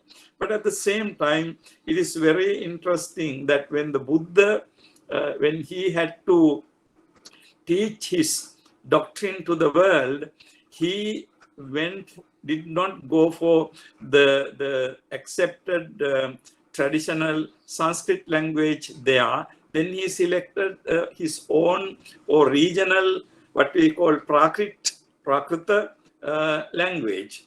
Now, there is a very interesting episode in the Buddhist Vinaya, which says that there were two Brahmin monks, two disciples. There were so many great Buddhist followers of the Buddha coming from Brahmin tradition, as Dr. Manoj Kumar Srinath pointed out. So among them, these two Buddhist monks wanted to translate the word of the Buddha into Sanskrit. The word used is Chandaso Aropema, to translate into Chandas. The Buddha said, no, let the people learn my teaching in their own language. Of course, this is, we can go on debating on this, but I'm not going to initiate a debate. But I think the interesting thing is, at that moment, the Buddha wanted to build a unique identity for his teaching, and also not to mix up with age-old traditional established concept of Vedic tradition, but to distinguish his concepts. For example, concept like Pratitya Samuppada or Paticca Samuppada in Pali language, Pratitya Samuppada Sanskrit, and also Pratyutpanna Sanskrit language, but Pachuppanna Pali language. So he wanted to highlight this philosophical significance of, he did not use Vartamana in order to indicate present. He did not use Vartamana, he used Pratyutpanna. And then the concept of Pratitya Samuppada, to my knowledge, is completely a new term which was unheard of before in the Indian tradition. Now you can understand that why the Buddha wanted to have his own language in teaching in Pali at that moment in the Indian context. But at the same time, we know that from the 3rd century BCE, when Buddhism started, thanks to Emperor Asoka, Buddhism started going outside the countries, like including Sri Lanka and also Swarna Bhumi, what is considered to be the Southeast Asian Burma, Thailand, Laos, Cambodia, and that region. And also it went up to the Yavana Loko, it went to the close to the Gandhara and the ancient Greece. So we know that, and subsequently it went to China, it went to Tibet. We know that from those very old days, we know that the teaching of the Buddha were transmitted through various local languages. In Sri Lanka, although the Pali Tripitaka remained in Pali, all the commentaries were in Sinhala language. Now, in the same manner, the commentaries were built up. And then the pilgrims like Singh, Fashian, many others, Chinese pilgrims, Chinese travelers, of course, they came to Nalanda, very well known in Nalanda, and then they went back with ship loads of text, and then they translated. So the word of the Buddha was put into Chinese, put into Tibetan, and many other languages. So, there is no any reason why it not should be put into Sanskrit. So, including Sanskrit, to all these languages, the word of the Buddha was put into. And the interesting thing is what we call Buddhist Sanskrit. On the one hand, you know that when you are trying to articulate a philosophy which is unique, so you have to have a certain unique vocabulary. So that is one reason why you see the so-called Buddhist hybrid Sanskrit to be, the hybrid Sanskrit or something. But at the same time, it is Sanskrit. And also we know that the poets like Ashwaghosa and also the philosophers like Dignaga Nagarjuna, Shantideva, and Shantarakshita, Buddhapalita, Bhavaviveka, and all these Buddhist scholars wrote in very standard Sanskrit. So, it is a very rich tradition. It is not only what we call hybrid tradition. Of course, the main conceptual framework is Buddhist, but the linguistic framework is, traditional Sanskrit. And then, but the differences in philosophy, particularly in the philosophy, we know that in the 6th and 7th centuries, Bhartrihari, who wrote Vakyapadiya, and then the Buddhist philosophers, Dignaga, they had active debate about the nature of the language. So the philosophy of the language. So therefore, I think the whole debate about, whole discussion about the Buddhist Sanskrit is not a small or minor thing. It is linguistic, and also it is philosophical, and there is so much to learn, study, and do research in this. Now, the important thing is today we know that unfortunately, the way Buddhist Sanskrit was born in India, we know that study is not happening to a great extent. And then in Sri Lanka also it is not happening in the same way it happened in, say, for example, 75 years ago. But interestingly, we know that the learning of Buddhist Sanskrit, learning of Buddhist languages is happening outside the Asian region. Now these studies are happening quite very much in the Western world. It is so interesting. They are so interested about this literature. I think when I look at that phenomenon, I always think that it is not that we should ultimately borrow it from the West, because these are the traditions we already had. These are the traditions we created in our part of the world. So in other words, the Buddhist Sanskrit tradition was created in India. It went into the world. It came to Sri Lanka, it went into other countries. Now, although it is true that it is being studied by various scholars in many countries outside India and Sri Lanka, I think ultimately this national heritage, which was born in India, needs to be brought back to India. Need to be brought back to India where it properly belongs. Needed to brought back to India where it was born. Now, looking from that point of view, Honorable Vice-Chancellor and also my junior friend, Dr. Bipin Kumar Jha, I really think this particular 1 month long study course you are initiating is really a symbolic effort, bringing back this study to where it was born. And hopefully the Buddhist scholars will be able to go into the basic text, and all the scholars gathered here know that you can do studies through a translation only to a very limited extent. if you are serious about the study, you really have to go into the original languages. Now, I think in that sense, Dr. Bipin Kumar Jha, you are trying to open the eyes of the group of people, not only in India. I can see that many people have joined from many countries in the world. So therefore, I'm not going to take too much of time. I think this is a very meaningful occasion. So without further ado, let me add my good wishes to this very precious work you are going to inaugurate today. And also I wish all the success to this program. And also I wish that scholars, particularly younger scholars all over the world, will make use of this great opportunity. And I'm sure there will be continued opportunity. This will not be concluded only with the 1 month program. I hope and I expect there will be more continued programs. So I wish that younger scholars should make use of this opportunity, this fountain of knowledge, to enhance their own philosophical investigations. So thanking you again, wishing you all good night. Let me remain. Thank you very much. Thank you so much, sir. And I really remember the one of your conversation in Nalanda University, because I was also a student of Nalanda. And I'm remembering the way where you're talking. I just remembered back the Nalanda International Dharma Dhamma Conference.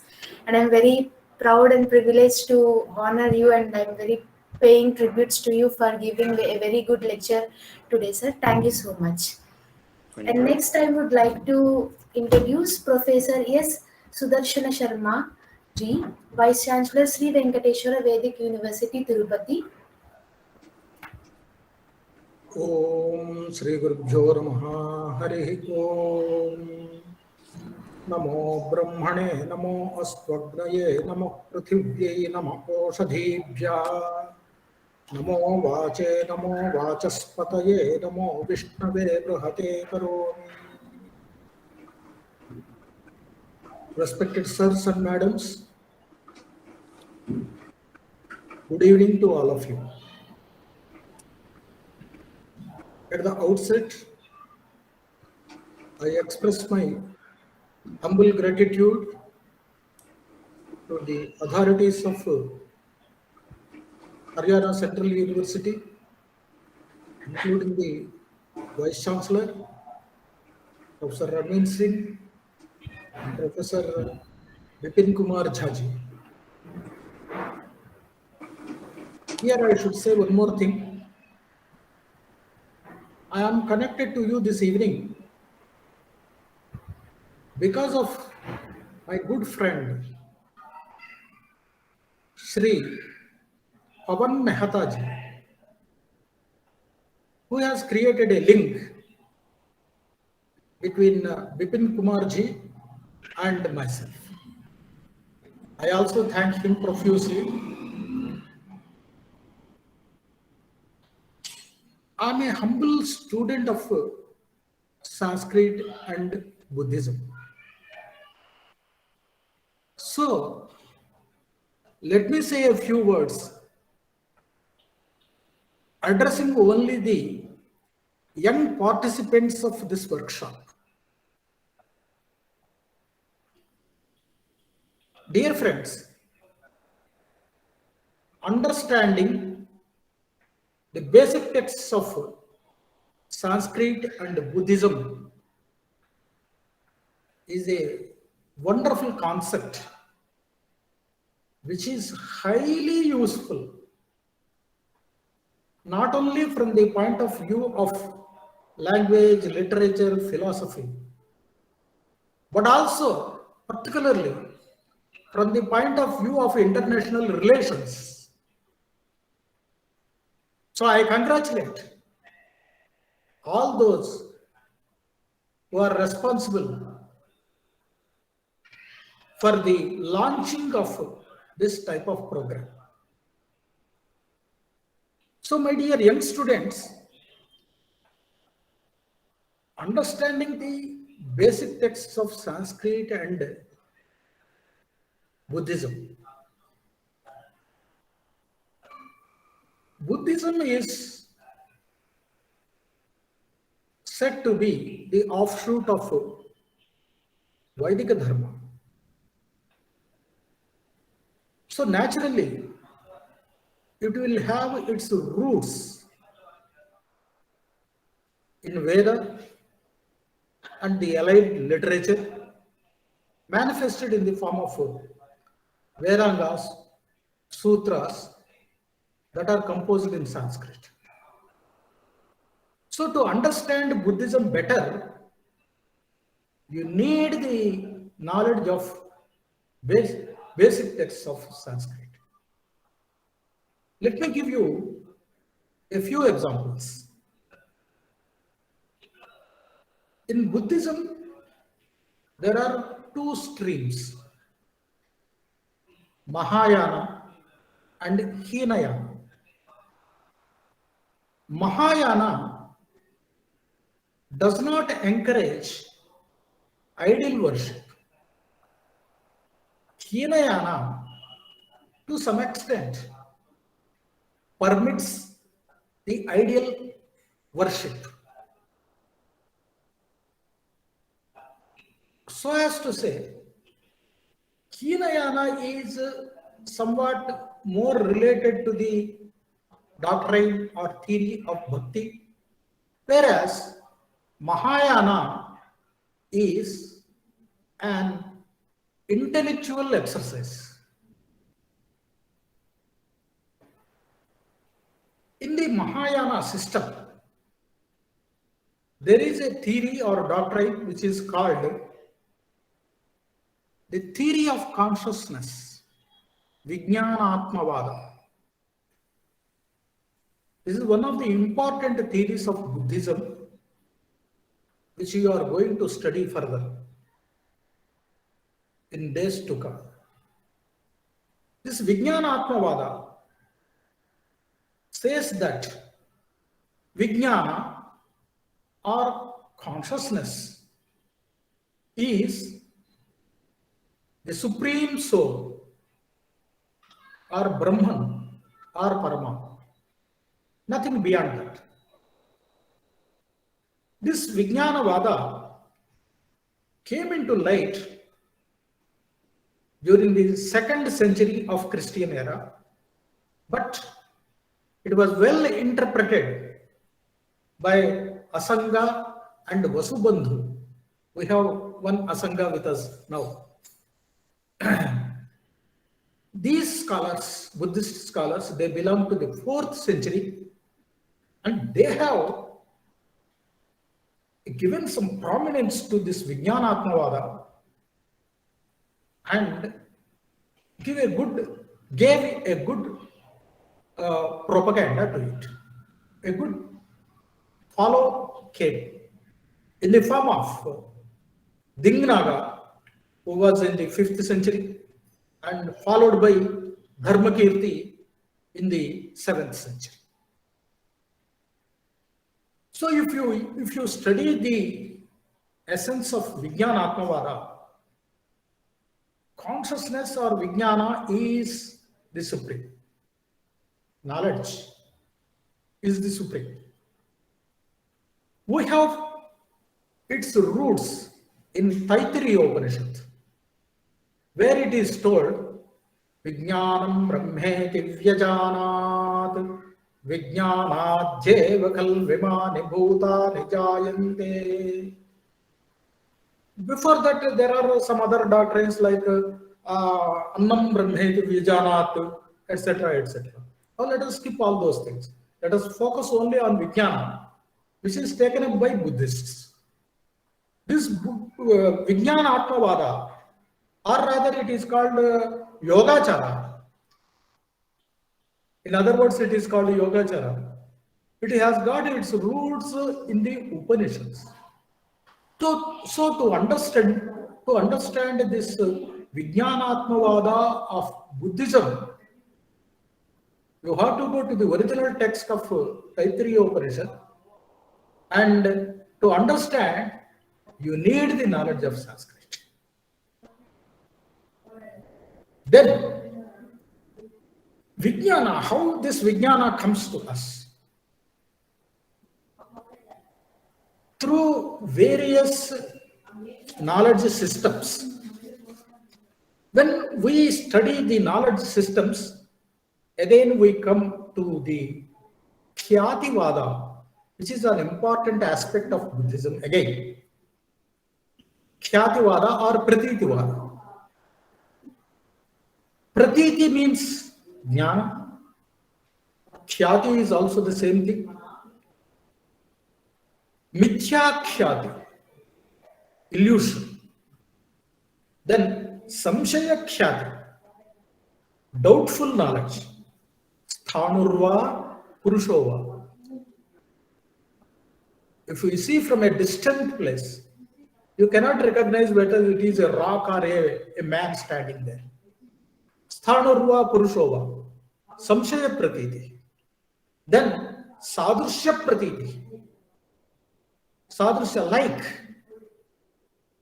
simile. This is like a flower. This is like moon. The face is like moon.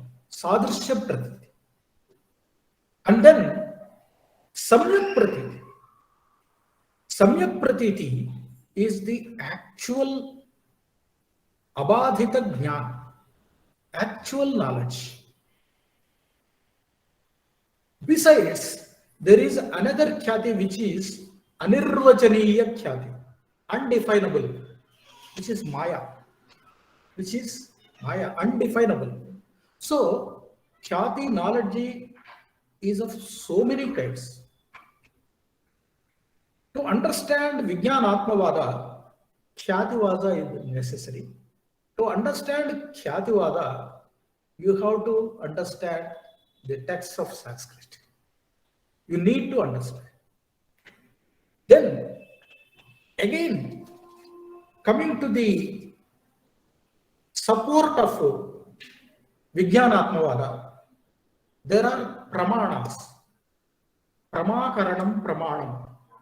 Pramana is that through which you will get the actual knowledge.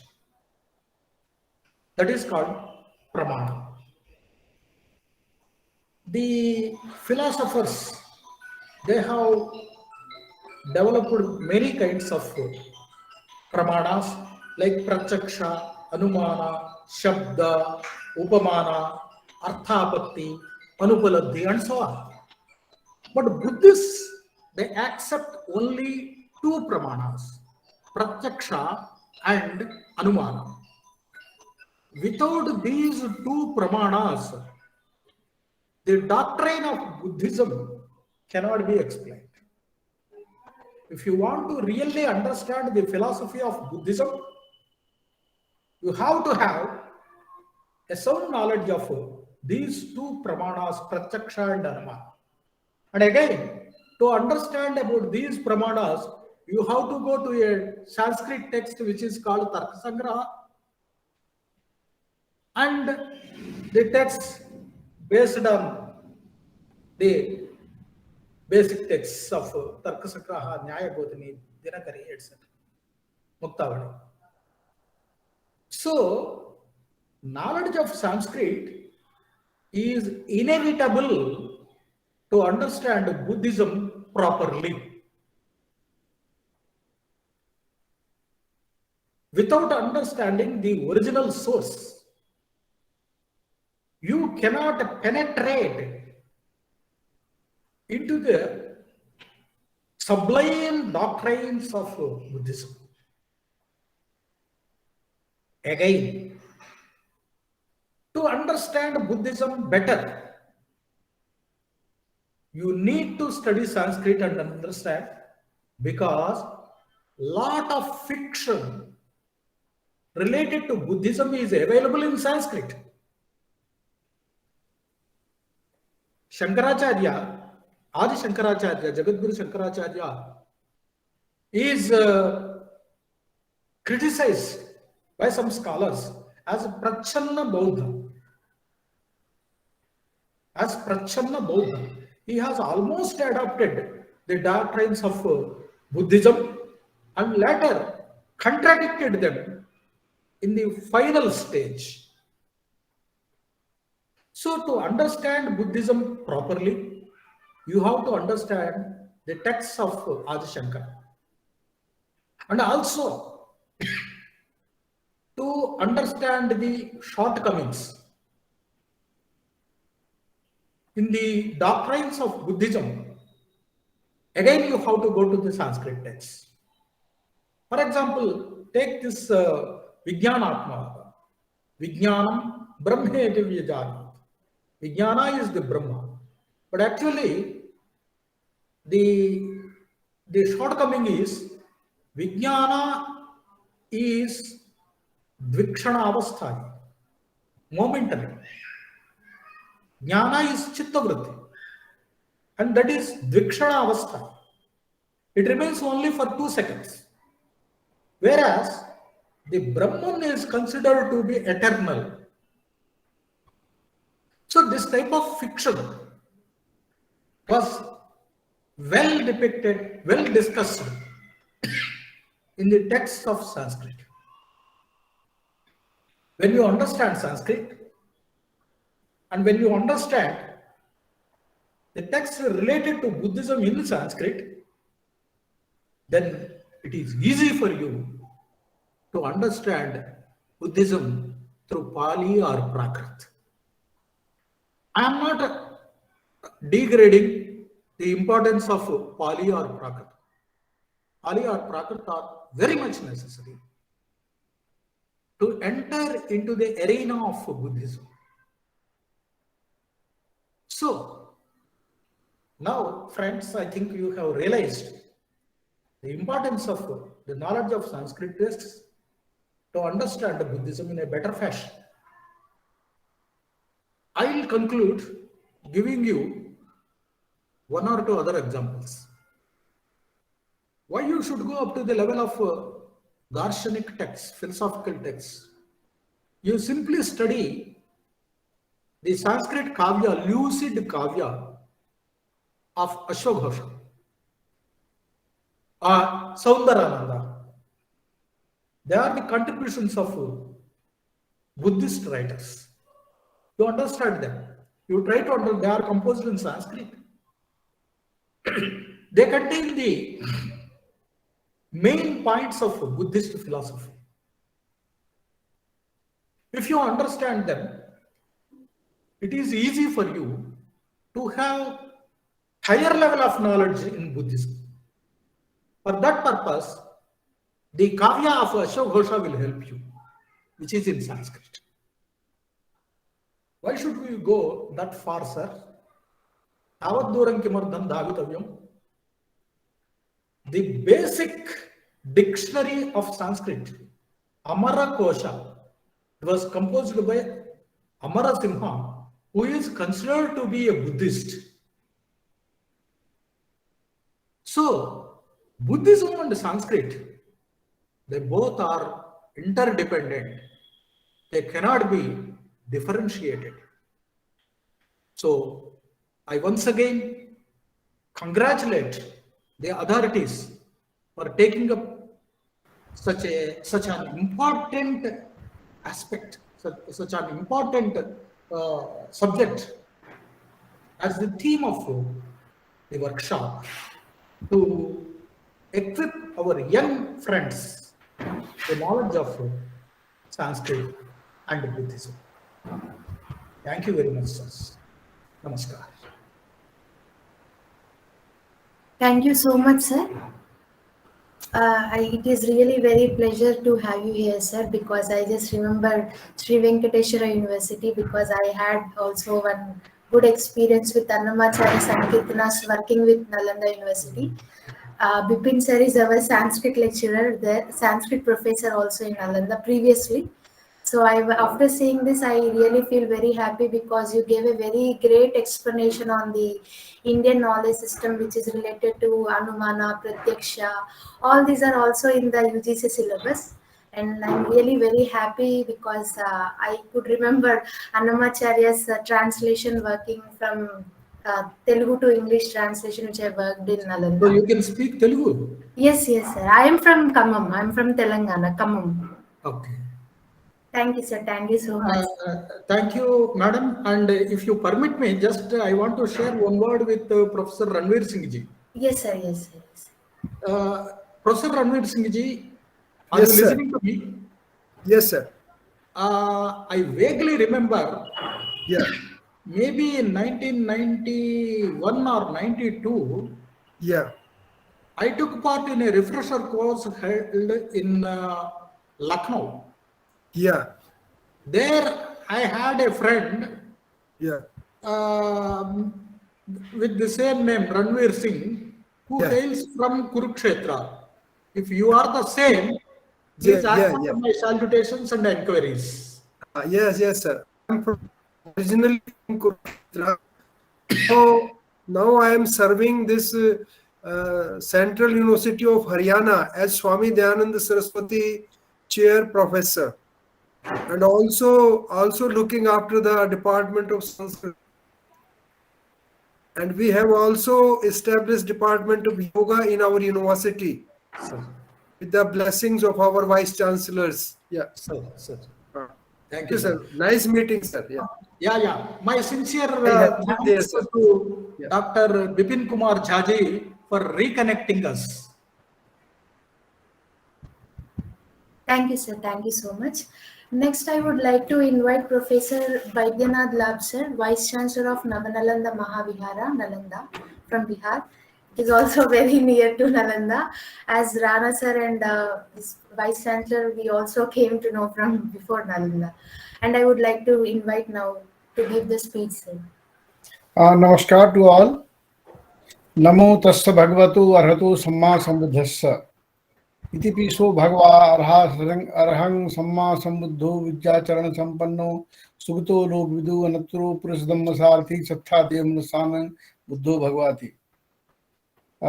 Respected Professor Tankeshwar Kumar, Honorable Vice-Chancellor, Central University of Haryana, Professor S. Sudarsana Sarma, Honorable Vice-Chancellor, Venkateswara Vedic University, Tirupati, Dr. Manoj Kumar Shrivastava, the Senior Additional Chief Secretary.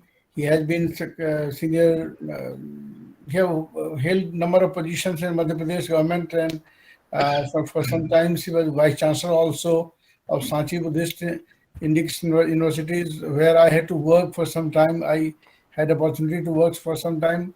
I'm very happy to see you after a long time, Manoj ji.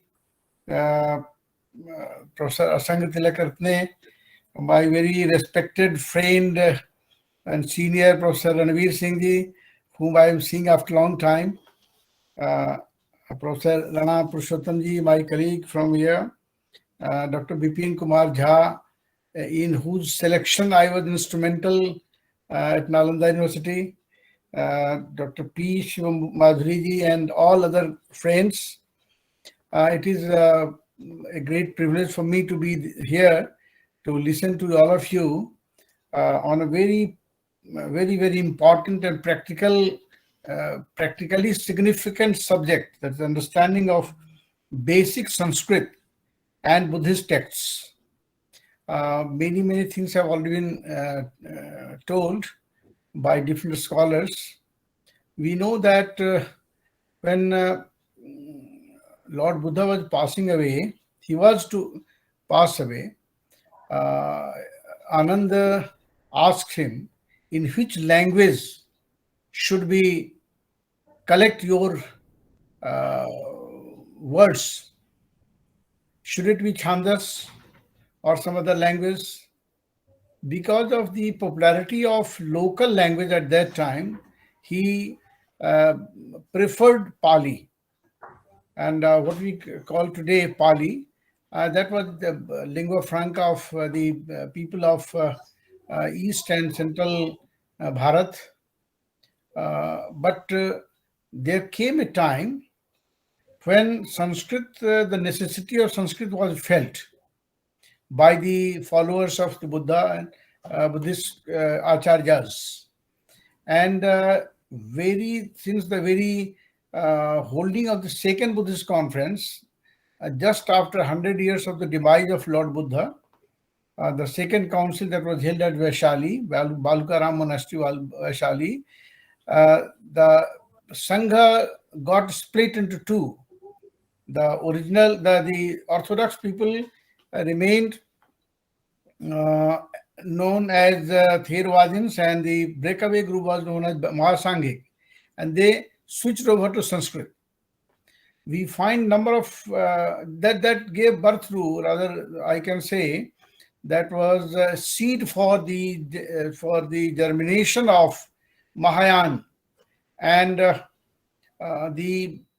there was somewhere some lacuna or some shortcomings in order to fulfill that gap.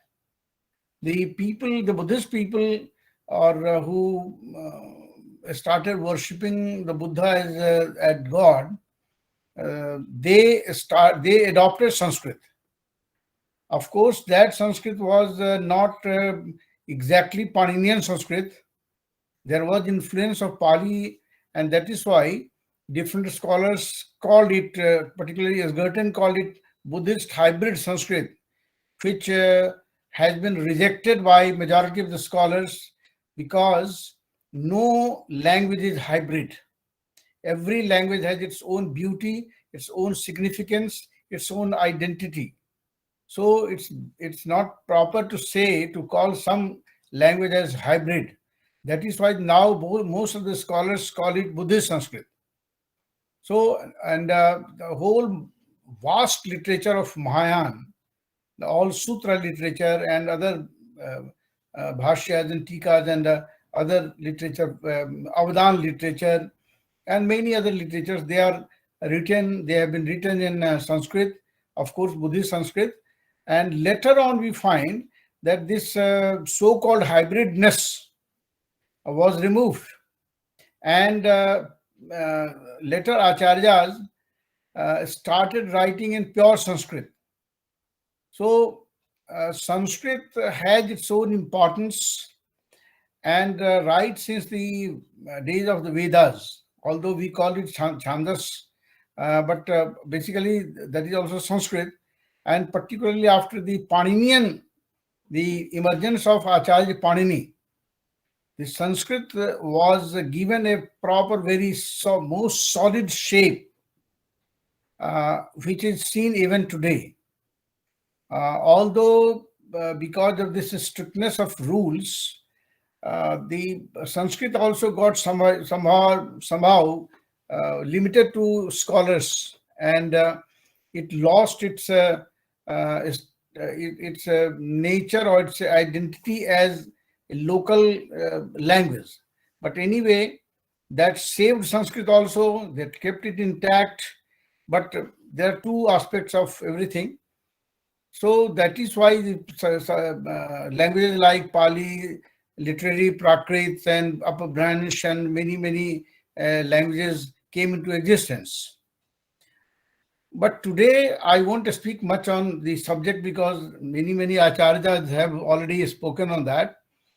I am very happy to learn that the Central University of Haryana, and particularly under the guidance of Professor Ranveer Singh ji and Dr. Bipin, you have taken up this very important subject, like understanding of basic Sanskrit. Today, Sanskrit is not simply a language. It is a carrier of a culture. It is culture of Bharatiyata. It is Bharatiya thos. And if we, like in in the case of modern languages, we particularly in North Bharat, I admire people of South Bharat because they are very much aware and conscious about their local languages. But in the case of North Bharatiya people, we very easily, very happily give up our own mother tongue, and we switch over to Hindi, or even not only Hindi, even to English. That is a very serious issue, because we keep our children bereft of learning our own culture. That is why I am of firm belief that Sanskrit or any language, any regional language, is not only a language, it is a carrier of culture. And in case of Sanskrit also, we know that the Vedas were translated by in the West by Max Muller, but how he has translated and what with what intention he has done it, that is debatable, quite debatable, and people, Sanskrit scholars, know about it. Why can't we challenge that? Why can't we rectify that? Why can't we improve that? Because we have left our interest in knowing and learning Sanskrit. So if we read our text through translation or through secondary sources, it has left its imprint on various subjects, even on history. We find that the people are people who write profusely on ancient history. Many of them do not know Sanskrit, do not know Pali, do not know Prakrit, Apabhransh, etc. And they keep on writing. And most of the time they are confused. They distort history, they distort culture. So to understand our own Bharatiyaness, we must understand the importance of Sanskrit, Pali, Prakrit, etc. Today, I won't speak much because people have already spoken on that. But we must realize, I congratulate Professor Ranveer ji and Dr. Vipin that you have taken up this very important theme, how to popularize, although Sanskrit Bharati and other people, they are doing a lot. But besides them, all of us who are connected with the ancient languages of Bharat, we owe our responsibility to carry on, to disseminate this the teaching of this language to our students. You see that in the class of English, they prefer to teach in English. But in the case of Sanskrit, why do we teach in Hindi or English or other subjects, other languages? Why can't we stick to our own language? So, although we in practical life, in day-to-day life, we do not speak Sanskrit in the market or in the family or in the train or like that, but still, though time has changed, it is very difficult to again take them back, bring them back to that ancient track. But we don't have any grudge, we don't have any enmity or hatred against English or any other language, any other modern languages. We don't say that. But simultaneously, we must take a pledge that from tomorrow onwards, we will teach our students in maybe very simple Sanskrit, but Sanskrit only. And we will encourage them to speak. We must have interactive session. We must encourage them to speak something on, even if they commit some mistakes, don't laugh at them. Let them remove their hesitation, and only then it will be possible to revive and re-strengthen our ancient languages like Sanskrit, Pali, Prakrit, etc. I'm very happy that this initiative has been taken by you people, and Navnalanda Mahavihara, being under the Ministry of Culture, we will feel happy that if we collaborate and we'll have a very formal and interaction and rather some sort of MOU to take this take it forward for our coming generation. So with these words, I extend my heartfelt thanks and gratitude to Professor Ranveer Singh ji, Honorable Vice-Chancellor Professor Tankeshwar Kumar ji, Dr. Bipin, and all my friends for giving me this opportunity to be with you and share some of my thoughts. Thank you so much. Yeah. Dr. Labh, kind information, I want to inform that our university introduced teaching Sanskrit through Sanskrit medium. Yeah, very fine, very fine. And we accept all their assignments Sanskrit medium and their examination in Sanskrit medium and all their seminars also in Sanskrit medium. Yeah. We feel proud of you. Yeah. Okay, sir. Thank you. Okay, sir.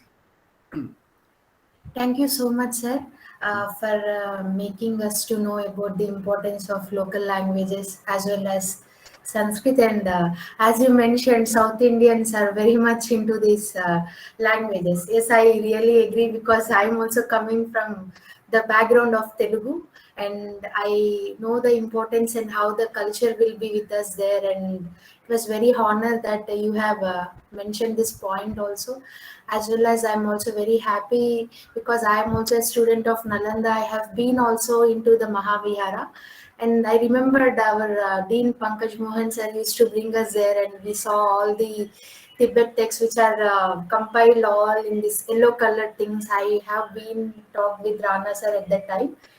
So I'm very happy. So thank you so much for being here and giving us a very great lecture and enlightening us, sir. Thank you so much. Thank you.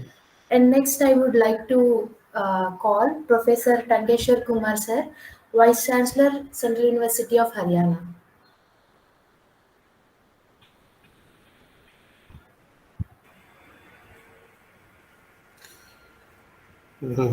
Thank you very much.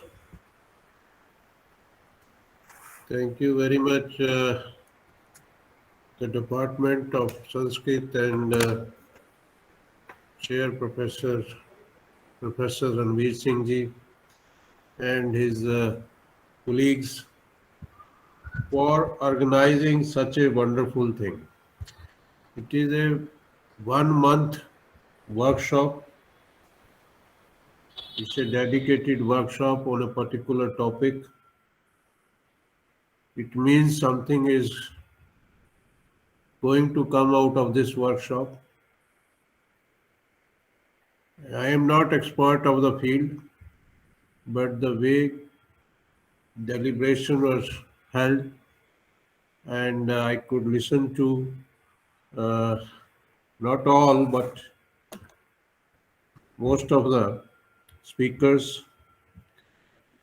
I'm really thankful to Professor Rana Purushottam Singh ji, Dr. Manoj Kumar Shrivastava ji, Professor Singh, Tilakratne ji, Professor Sudarsana Sarma ji, Vice-Chancellor, Vedic University, Professor Baidyanath, Labh ji, and also, our Professor Ranveer Singh ji.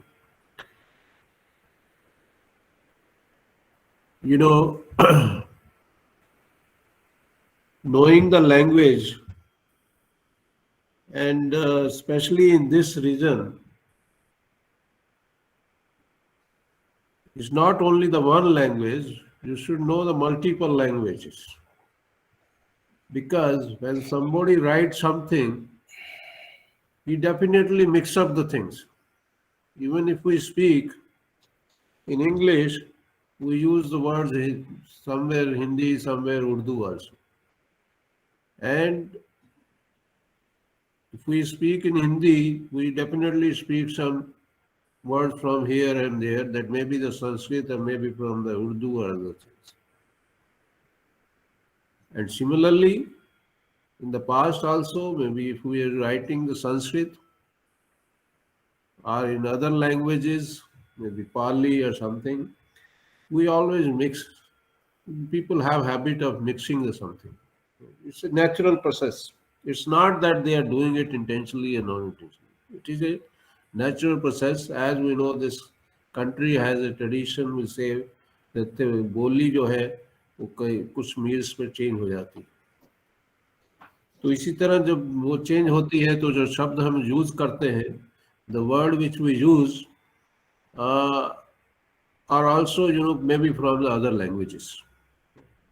So I think to understand whatever the things properly, we are to not only have the knowledge of one language, we should also have the knowledge of other languages, at least prevailing at that time and being used at that time in that region.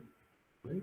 So it's a very scientific thing that today I really appreciate this effort being carried out by our young colleagues, including Dr. Bipin Kumar Jha and others who has carried out this. I can also see my colleague Ravidat Sharma ji and Shivam Madhuri, and these, they have worked very hard for this program. I really congratulate them, and today I have really seen that there are 132 students are going to participate in this workshop, and this is from the 12 countries. It's a remarkable thing that we are,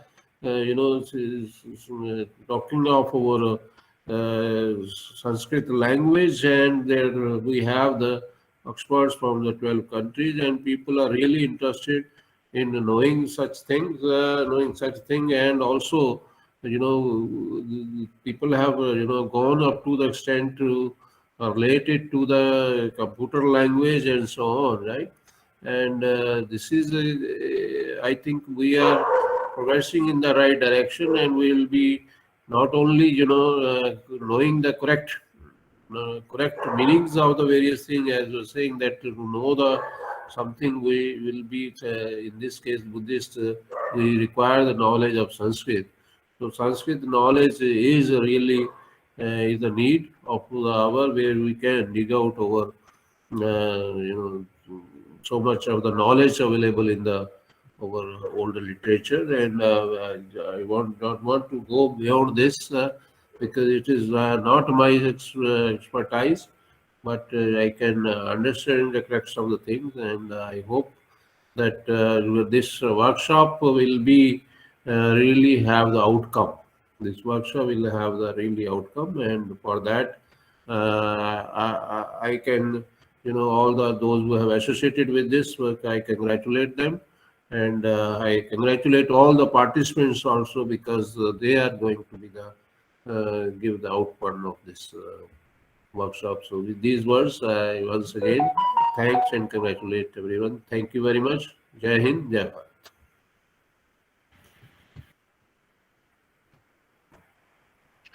Please unmute Shiva Madhuri.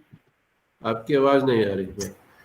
Thank you so much, sir, for giving a great speech now. And now I would like to invite Dr. Bipin Kumar Jha, sir, for delivering the vote of thanks. Thank you, Shiva Madhuri. Deenabandhum Gurum Naum Sarvashastra Visharadam Chatkipali Shatah Prapta Maya Vidyati Durlabha Namasabhabhyah Sabhapatibhyascha. It is my privilege to propose vote of thanks and acknowledge to the contribution of those who helped us on the way of arranging such informative event. On behalf of Central University of Haryana family, specifically Sanskrit department and the entire fraternity of the institution, I extend my sincere thanks to all participants who are for their presence. On behalf of Central University of Haryana, I extend my hearty vote of thanks to our Chief Guest, Honorable Vice-Chancellor, Navnalanda Mahavihara, Professor Baidyanath Labh ji sir, who blessed us in spite of his busy schedule. Thank you, sir. We are thankful for the presence of respected chairman of the inaugural ceremony, Honorable Vice-Chancellor, Central University of Haryana, Mahendragarh, Professor Tankeshwar Kumar Mahoday, sir. For us, you are just like a banyan tree where all we get relaxed by your knowledge, by your guidance. Your thought have enlightened our minds and have shown us the new path. Thank you, sir. I am deeply thankful for our eminent guest, Honorable Vice-Chancellor, Sri Venkateswara Vedic University, Tirupati, Andhra Pradesh, Professor S. Sudarsana Sarma Guruji. Your deep and intellectual way of imparting knowledge has added the glory of this event. So I am always Kritagyosmi. I must mention our deep sense of appreciation to Dr. Manoj Kumar Shrivastava ji, sir, for his explanation on the Indological aspects. Thank you, sir. I would like to express my sincere thanks to Professor Asanga Tilakratne, sir, for giving an excellent coverage to Sanskrit Buddhist texts. Thank you, sir.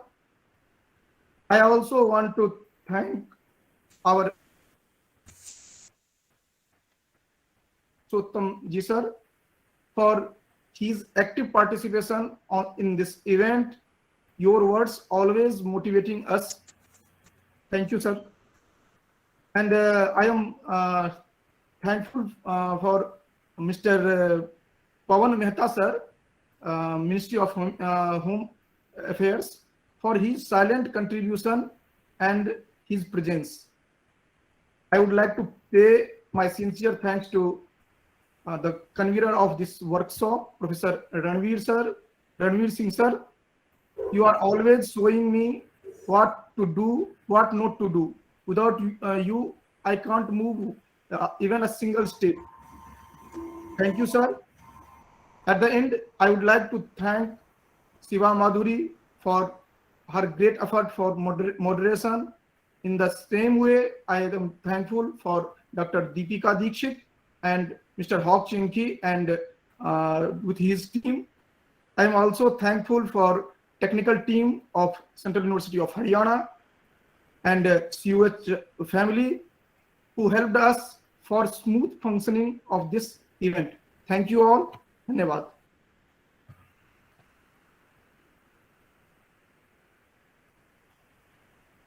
Please unmute. Please unmute. Thank you so much, sir. And as I already mentioned previously, that Bipin sir is our previous lecturer, and I came to know about this with the help of University of Haryana.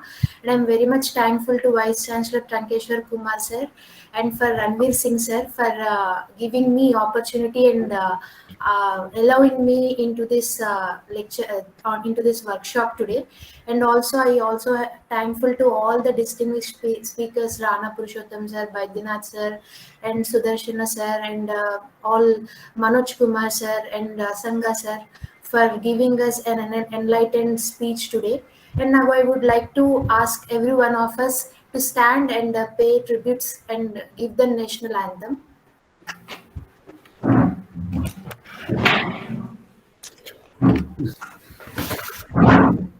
अधिनायक जय हे भारत भाग्य विधाता पंजाब सिंध गुजरात मराठा द्राविड उत्कल बंगा विंध्य हिमाचल यमुना गंगा उच्चल जलधि तरंगा तव शुभ नामे जागे तव शुभ आशीष मागे गाहे तव जय गाथा जन गण मंगलदायक जय हे भारत भाग्य विधाता जय हे जय हे जय जय जय जय हे